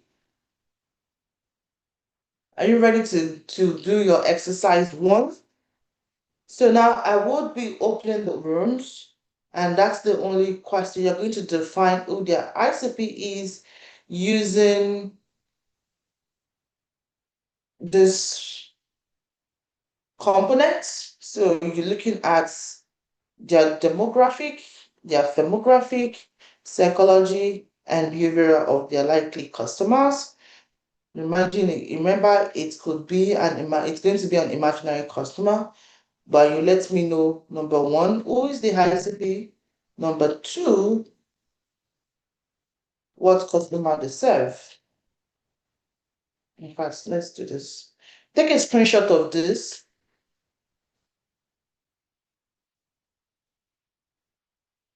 Okay, let everyone take a screenshot of this. Let's start with this. Take a screenshot of this.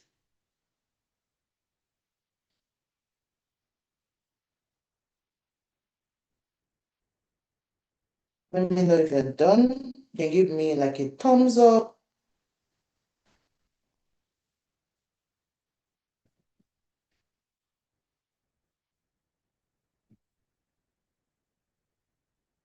I'm waiting for thumbs up. Oh.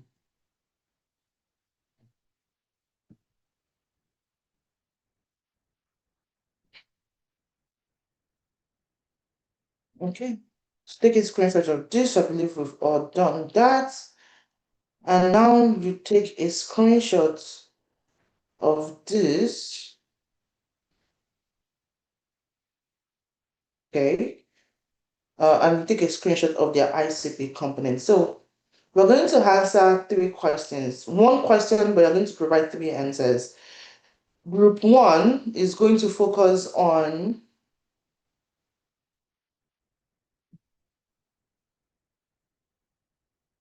you defining their I. Everyone is defining their ICP, okay? Let's not confuse. Everybody is defining who their ICP is, but group one, you're going to define their ICP based on what they sell. Group two, you would define their ICP on who they serve. What will group three now do? There's something obstructing your view. Shouldn't be saying this one.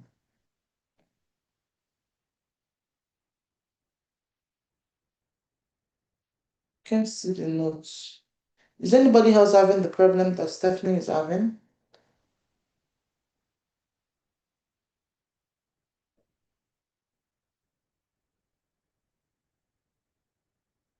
Yes. Okay.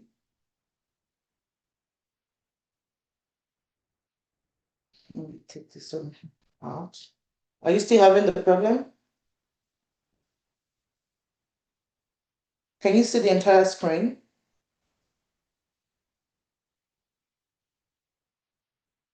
Stephanie, is it better now? Sorry. Can you hear me, ma'am? Okay. Hello? Oh, okay, It's so, but I'm just jotting as you're explaining. oh, okay. It's still Okay. just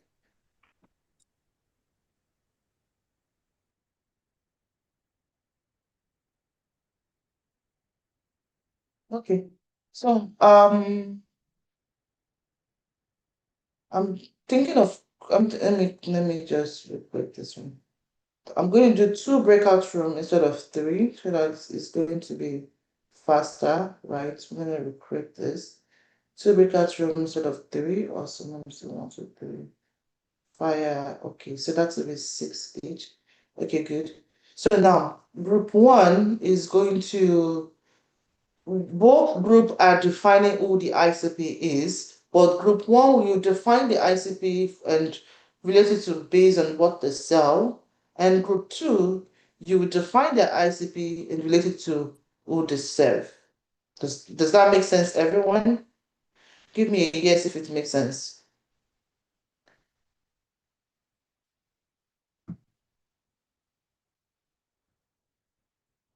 Okay, I'm saying a yes. I've seen just one year, so okay.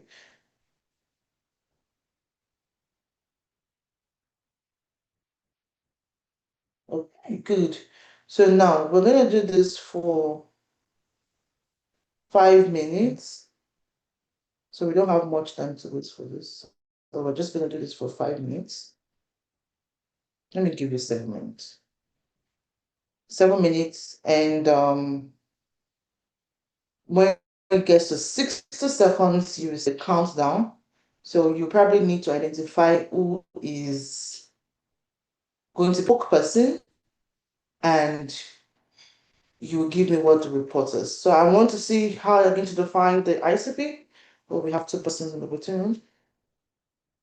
I'm going to see how I'm going to judge it based on how you see how you view the ICP, and also how you relate it to their services.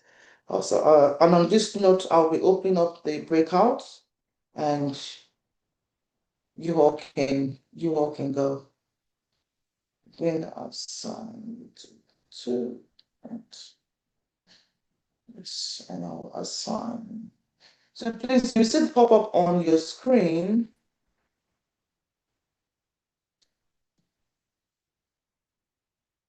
So feel free to join your group at this time.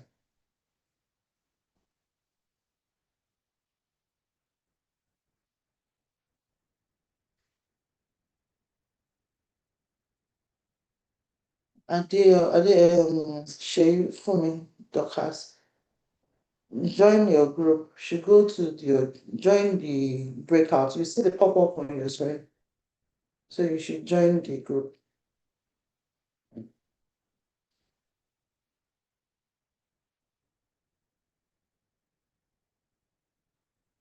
Also, Adiola, you get to join your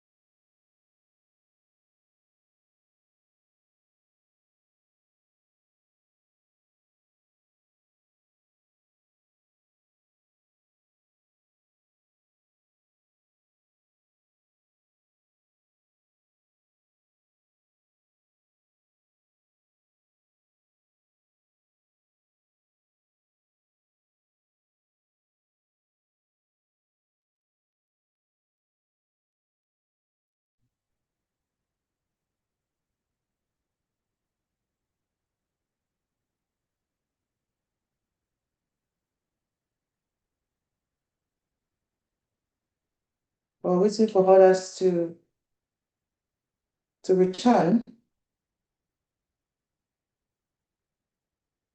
It's looking like group one don't want to come back. Well, how's going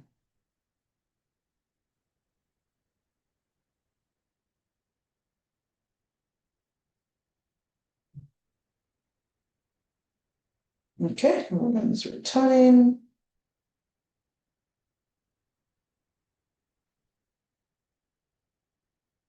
Okay, I believe we have everyone back. Welcome back, welcome back, welcome back. So who is the spokesperson? Who is the spokesman for the spokesperson for group one?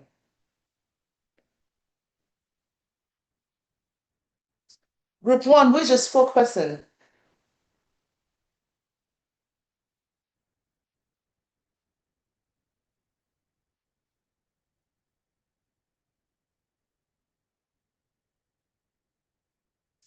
Group one, who is your spokesperson? Group one is present, ma. We were not really able to conclude because we did not really understand the question. But what we were able to conclude on was, since they are the ones helping other organization, we understand that they will be serving large number of, will I say large number of, they are working with large companies. That's Okay. in terms of the for under demographic for the company size. Okay. So you And only finalize for large companies?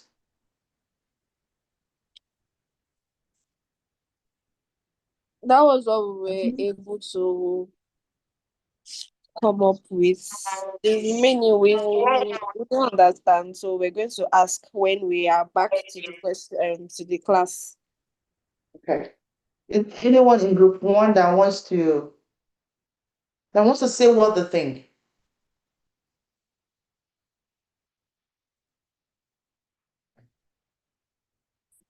Okay,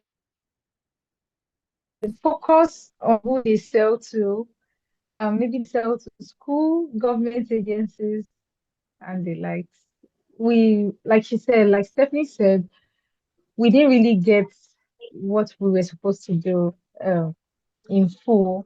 So we're just trying to brainstorm before the time went. You in group one or group two? Group one, right? And it's Rosemary? Okay. Group one two. group. Group two. Okay, thank you very much, Rosemary. Group two, who is your spokesperson?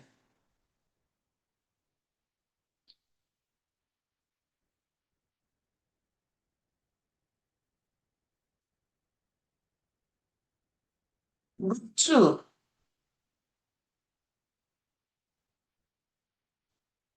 Who are those in group two?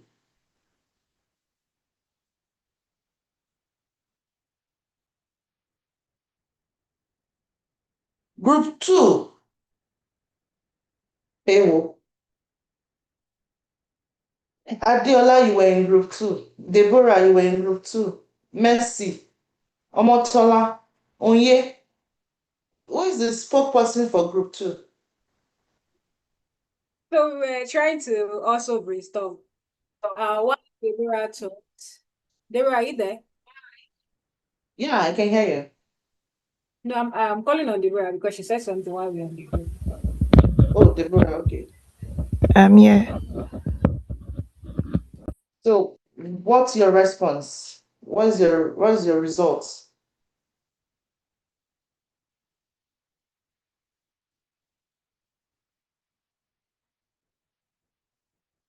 So it looks like the time was not enough for you all to answer the question.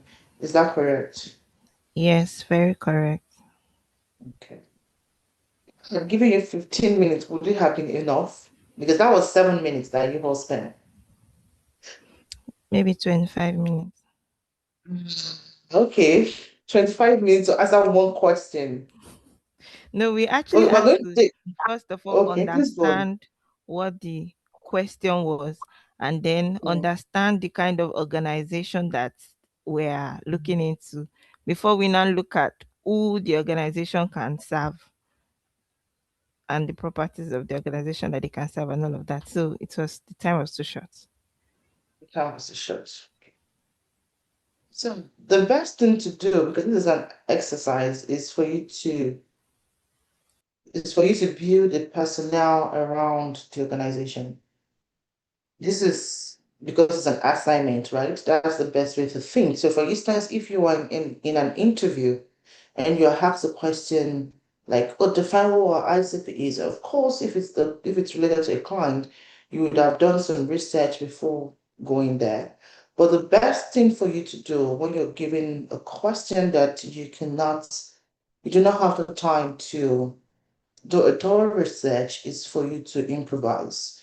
So for improvisation, you think, oh, the transformation, which means they're a consulting firm. Okay, if they're a consulting firm, group one said, that means they serve a large organization. So for group one, I'll say it's not just about you saying large organization. You say, oh, that means they serve about, let's say, organization within the size of 500 to 1,000 or 1,000 to 10,000 um team size, right? That instead of you just saying large organization, you want to play around with numbers, because these are some of the things that would help you. And organizations or clients or founders would listen and say, oh, okay, I think you're getting it. You're getting it. Because it's not in ICP, you're dealing more with numbers, with quantitation. I think that's what it's called. We have quantitative and qualitative, yes, with quantitation. So you're dealing more with quantitation, with quantity, rather than qualitation. So now, for number one, what I was looking at is, oh, what does Bavad actually sell? It's already written there, clarity and execution. The answer is right in the question. Clarity and execution. So, okay, so what kind of problems or what kind of business problems would this organization have that they will sell to? Yes, their firmographies, big organizations, they'll definitely be having some structural gaps, that is operational gaps. So that is structural issues. Then you're looking at psychographic, so that means there's a bottleneck within the organization that's they need clarity on. That's your answer, number one. For group two, you're looking at what kind of challenges would their customer, would they serve, right? What kind of challenges would their customer be serving? So that is behavioral. Who are going to be their customer? Their customer at this time does not have to do with firmographics. It has to do with behavioral, it has to do with psychographics, it has to do with fit indicators. You're looking at what their pain points are, what are their motivations, what are their fears, what are their doubts. You're looking at what would what would how will I put this? What would they be responsible? Like, what would Baba be responsible in solving for this organization? So I'm going to say you all are going to keep that as your assignment number one. You're going to keep that as your assignment number one for you to research on. You can go research on Bavad, and we'll come back next week to answer this question. Is that fair enough? I'd like to ask a question because we didn't understand this in group two. Is it the real Bavad Group LLC, the one that is that has a website right now, or is it like an ideal situation? The question I gave to you was an ideal situation. Okay, ma. But now your assignment is the real Bavad Group.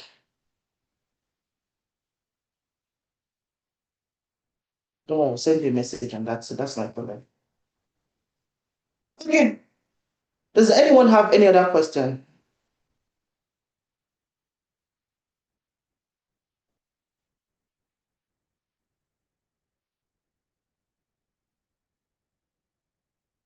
Does I do anyone have, have any other question?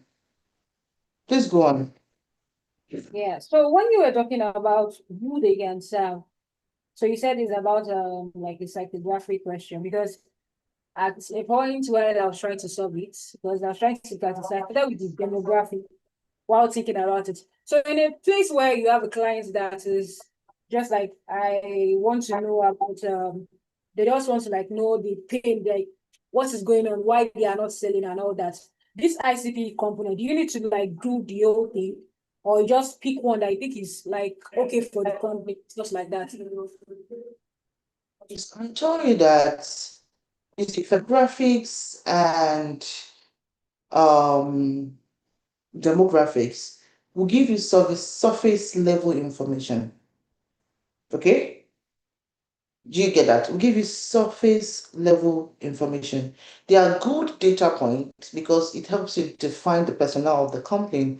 But psychographics and behavioral will give you deeper insight about the ICP. So if you're going to define it, demographics, firmographics would frame up, would frame the organization that you're targeting or the target audience that you're targeting, but their psychographics and behavioral would tell you more about why we should target them. So to answer your question, who asked the question? I didn't know. Who asked the question? Adiola. Yeah.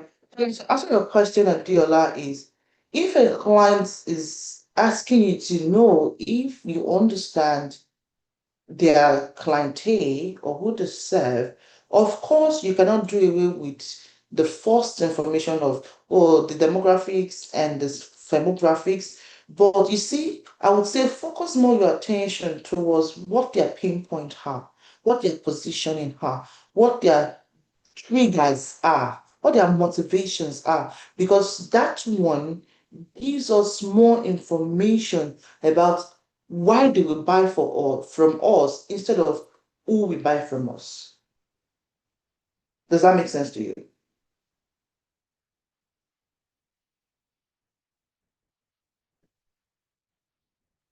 Yes, it Does does. that make Yes, it sense does. to Thank you? you. Yes. Does anyone have any other question?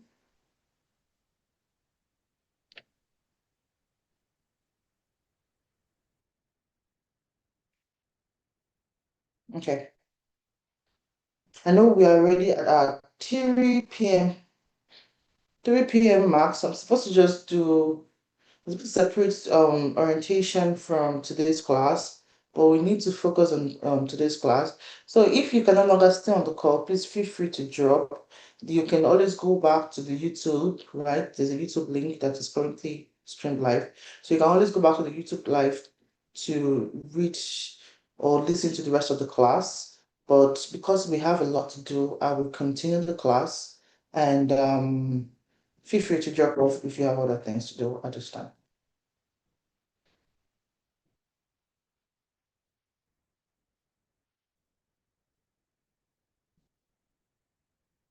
I'll be sending it to the team.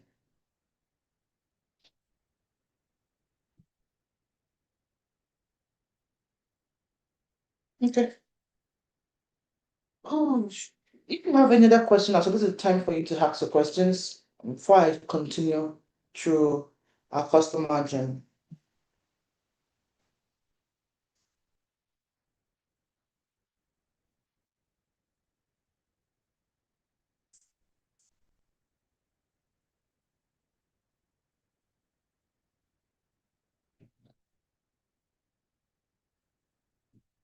Okay,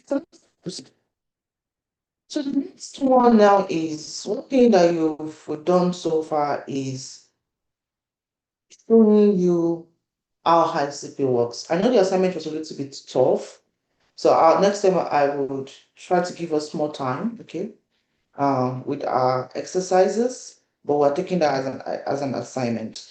So now we're going to look more around the um, customer journey itself, understanding how customer moves through pipelines. So the very first one is the marketing aspect, which is awareness, brand awareness. This is more towards marketing or outreaches, right? Depending on the angle you're coming from. So let's just use the word awareness instead of saying marketing. This is the point whereby we try to attract the market, we try to educate the market, we try to inform the market, we move the market through. So we're talking about customer journey. It's how you move the customers through the process of buying, right? Or the process of working with the organization. So it's the part that a prospect would take from the very first day that they get to hear about your company or get to know about your services. Maybe they attended a webinar or they saw a toolkit or they saw a video, they saw a content. But it is a process whereby you move the customer from the very first interaction with the brand or service down to you retaining them as a loyal or even a referring customer. So you mapping out your customer journey would also help you understand the operational needs and the operational processes of the business.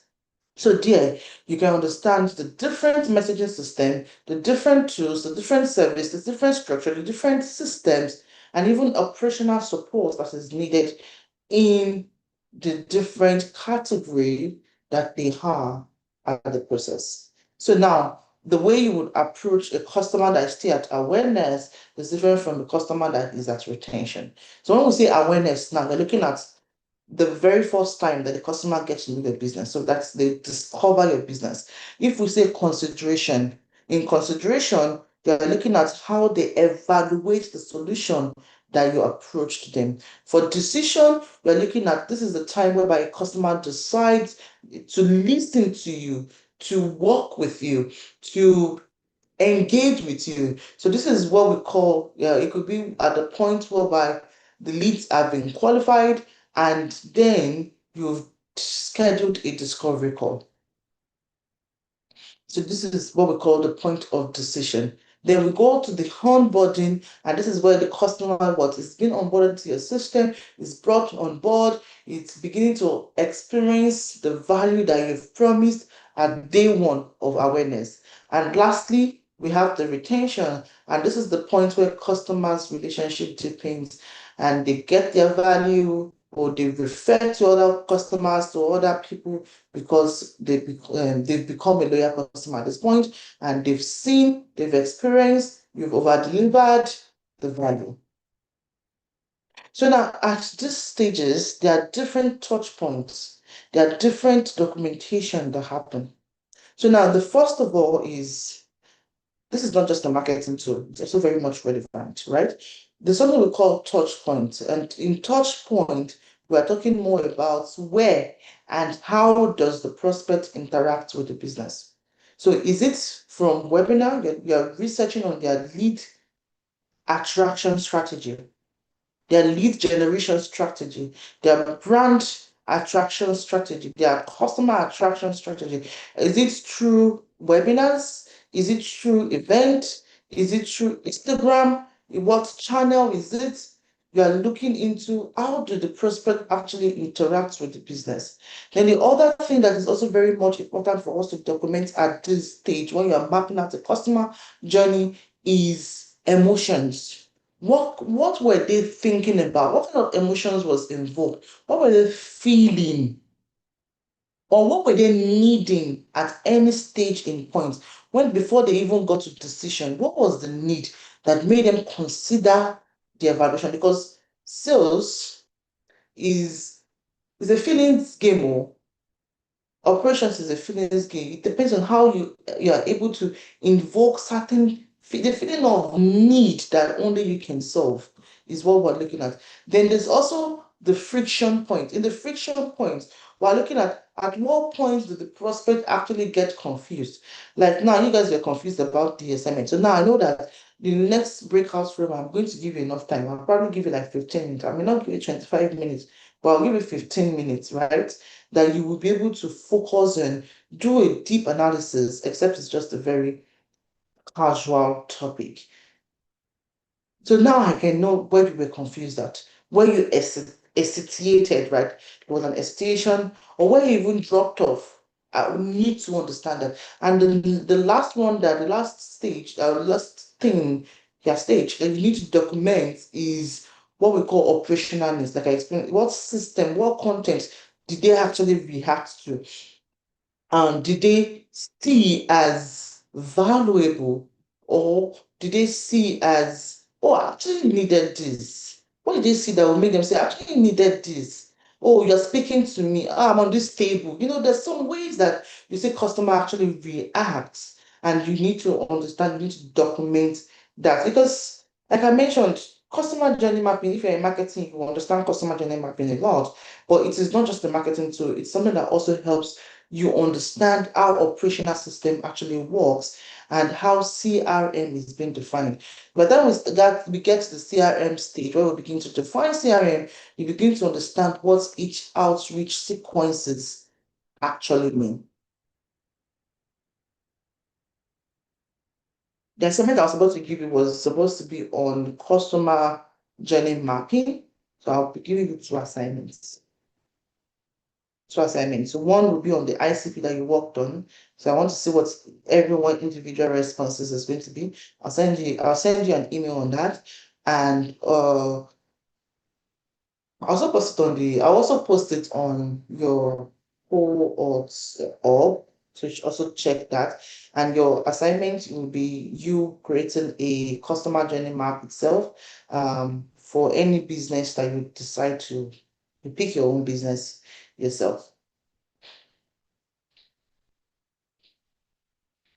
To do the second stage, the second topic in the class today, I'm going to hold off on this because there's a lot of work here on lead research, and it is 3:17 p.m.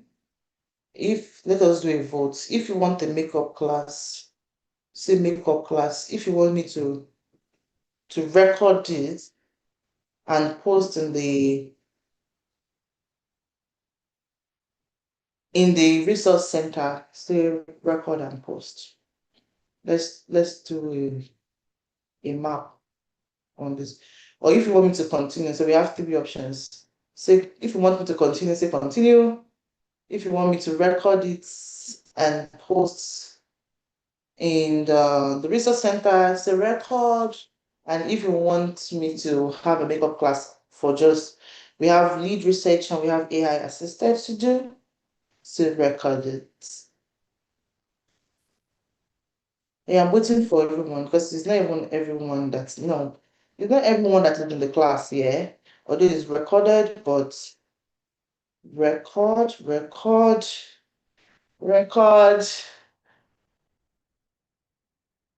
It's going to take probably another 30 to 45 minutes, so it's a lot.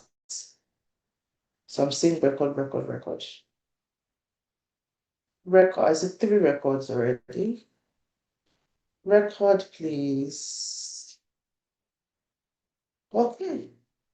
So I would record this. I think everyone has spoken. Almost everyone has spoken.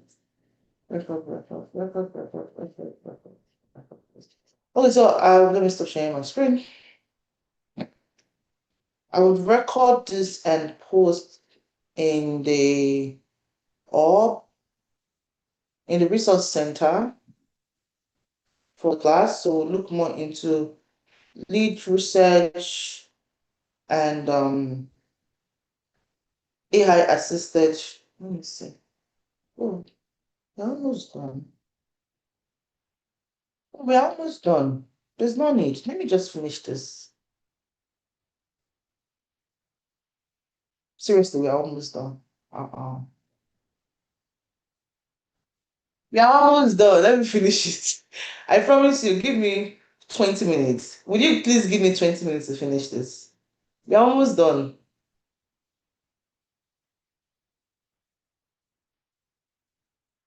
If you want me to continue in the next 20 minutes, say continue. And I will continue. But we're almost done, seriously. Lead research. Or if you still want me to record it, it's fine, I'll record it. Somebody should speak for the class.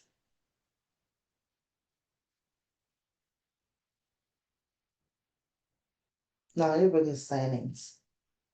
Okay, that's fine. I think I'll just stick with recording it. Though we're almost done. But I would let me share my screen to show you what the assignment.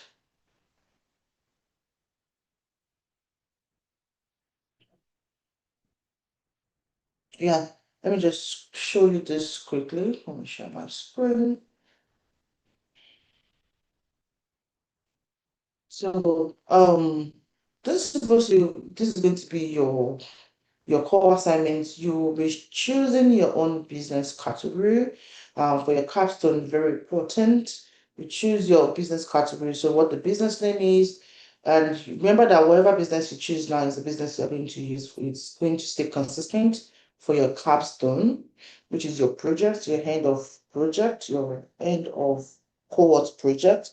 So what the business name is, what it sells, who it serves, what the customer problem is, and of course, lead sources. So you're going to work on this by yourself, and this is also going to influence your assignments. It's going to influence your assignment where you start selecting you start building your business, the business profile, you build who the ICP is. Of course, you map out their customer journey and you would qualify leads for them. But because we've not talked about the lead research and lead qualification process, I would just say for the first assignment, I would record the lead research and AI assisted research for you. You should probably have that by I promise you have that by Wednesday so that you can then use that to finish up your assignment. So this is going to be your assignment. I'll be sending this to you. I'm going to also put my slides in the resource center for you, and then you can always have the assignment and you submit your assignment through the assignments portal. Yeah, we are almost done. So, but let's just if anyone has any question, feel free to stay behind. But if not, you have a great week and of course a great new week ahead here tomorrow. And if you have questions, feel free to stay behind.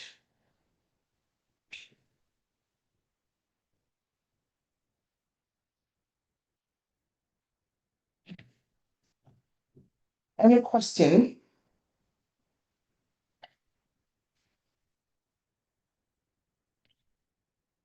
or concerns or anything you want to say? The deadline for submitting assignment is Friday, 11:59 p.m.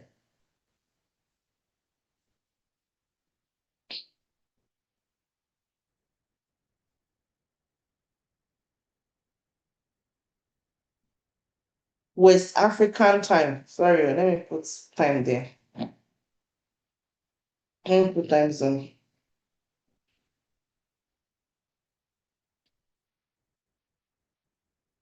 That's 6:59 your time, and Deborah.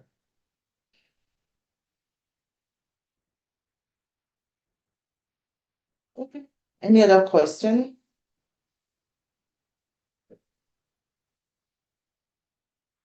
So if you don't have any other question, I would say I'm going to run a quick poll for everyone quickly. Just one poll, and we would close on these notes. So now, how clear is your current understanding of the VSA role after today's session? So let's know how clear it is.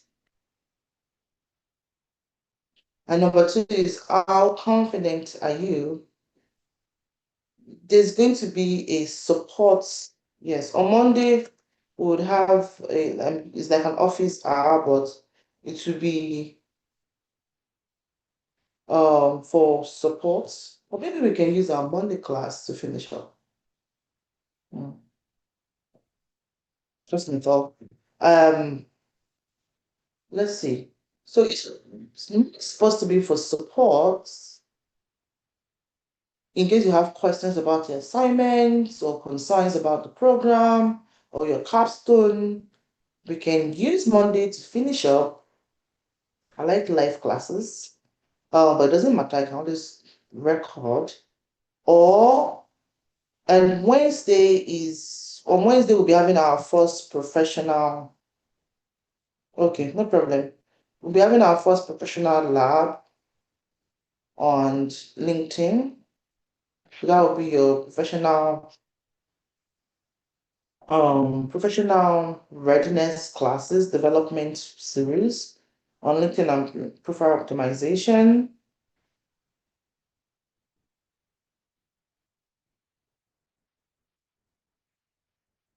Then on Friday, you submit your assignment.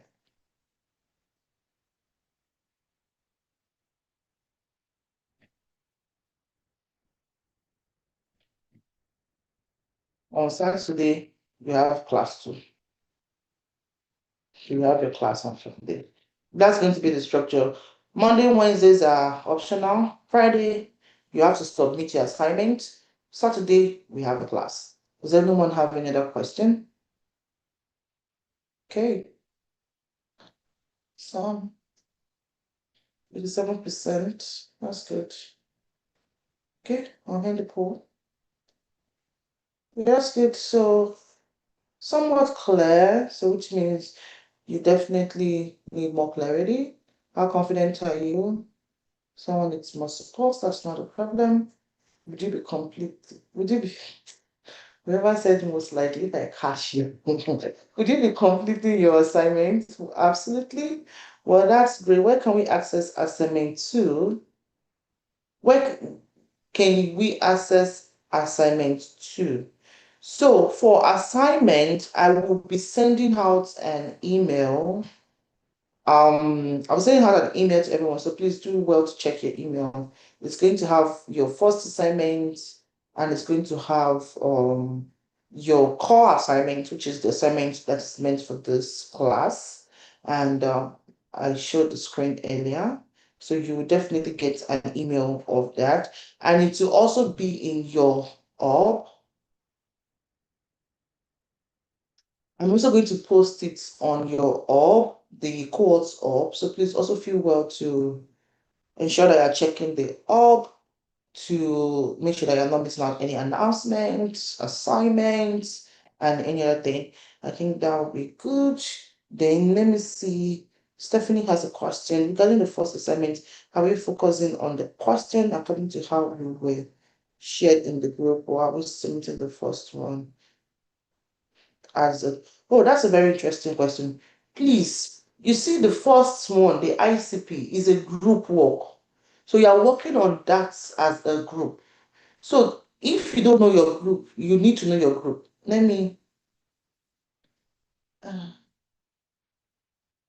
okay.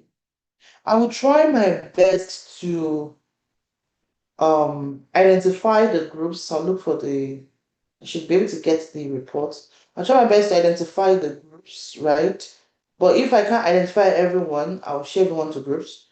Just 2 groups. You work in a group for the first assignment, but the second assignment is individual. So you're going to have an individual assignment and you're going to have a group one.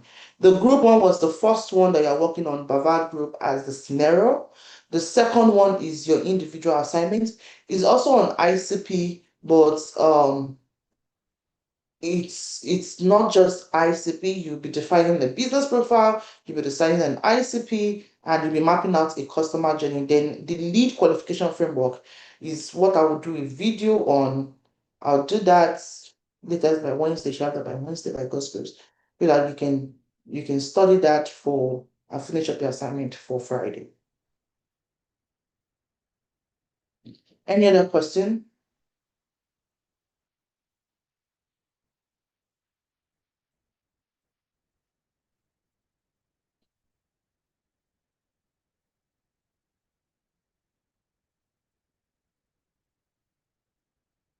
Any question? Okay. At the absence of questions. Also, thank you all for joining session 1, day 1, and we're looking forward to everyone's success while we continue to do our best to support your successes. Enjoy the rest of your day, and thank you. I'll stay on the call, I'll stay back in case anyone has any private or individual questions, but I'll definitely stay back for the next 5 minutes. That also reminds me, as you are logging off, you receive a survey. Please do the survey. It's going to help us. It's going to help me personally in structuring out the message so that we can know where we have to improve on to better serve you. You're all welcome.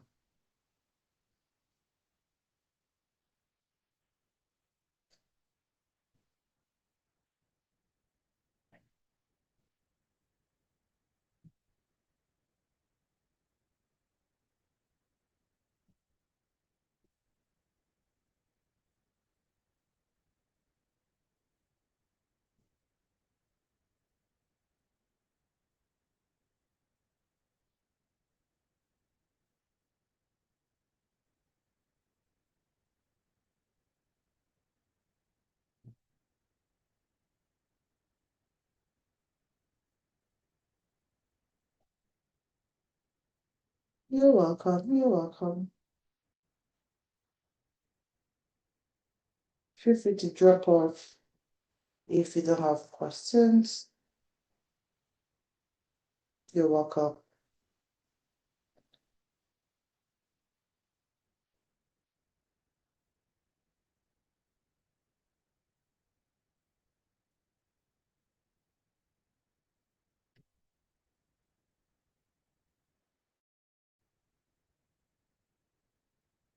Angela, do you have any question? Emeka, are you still on this call?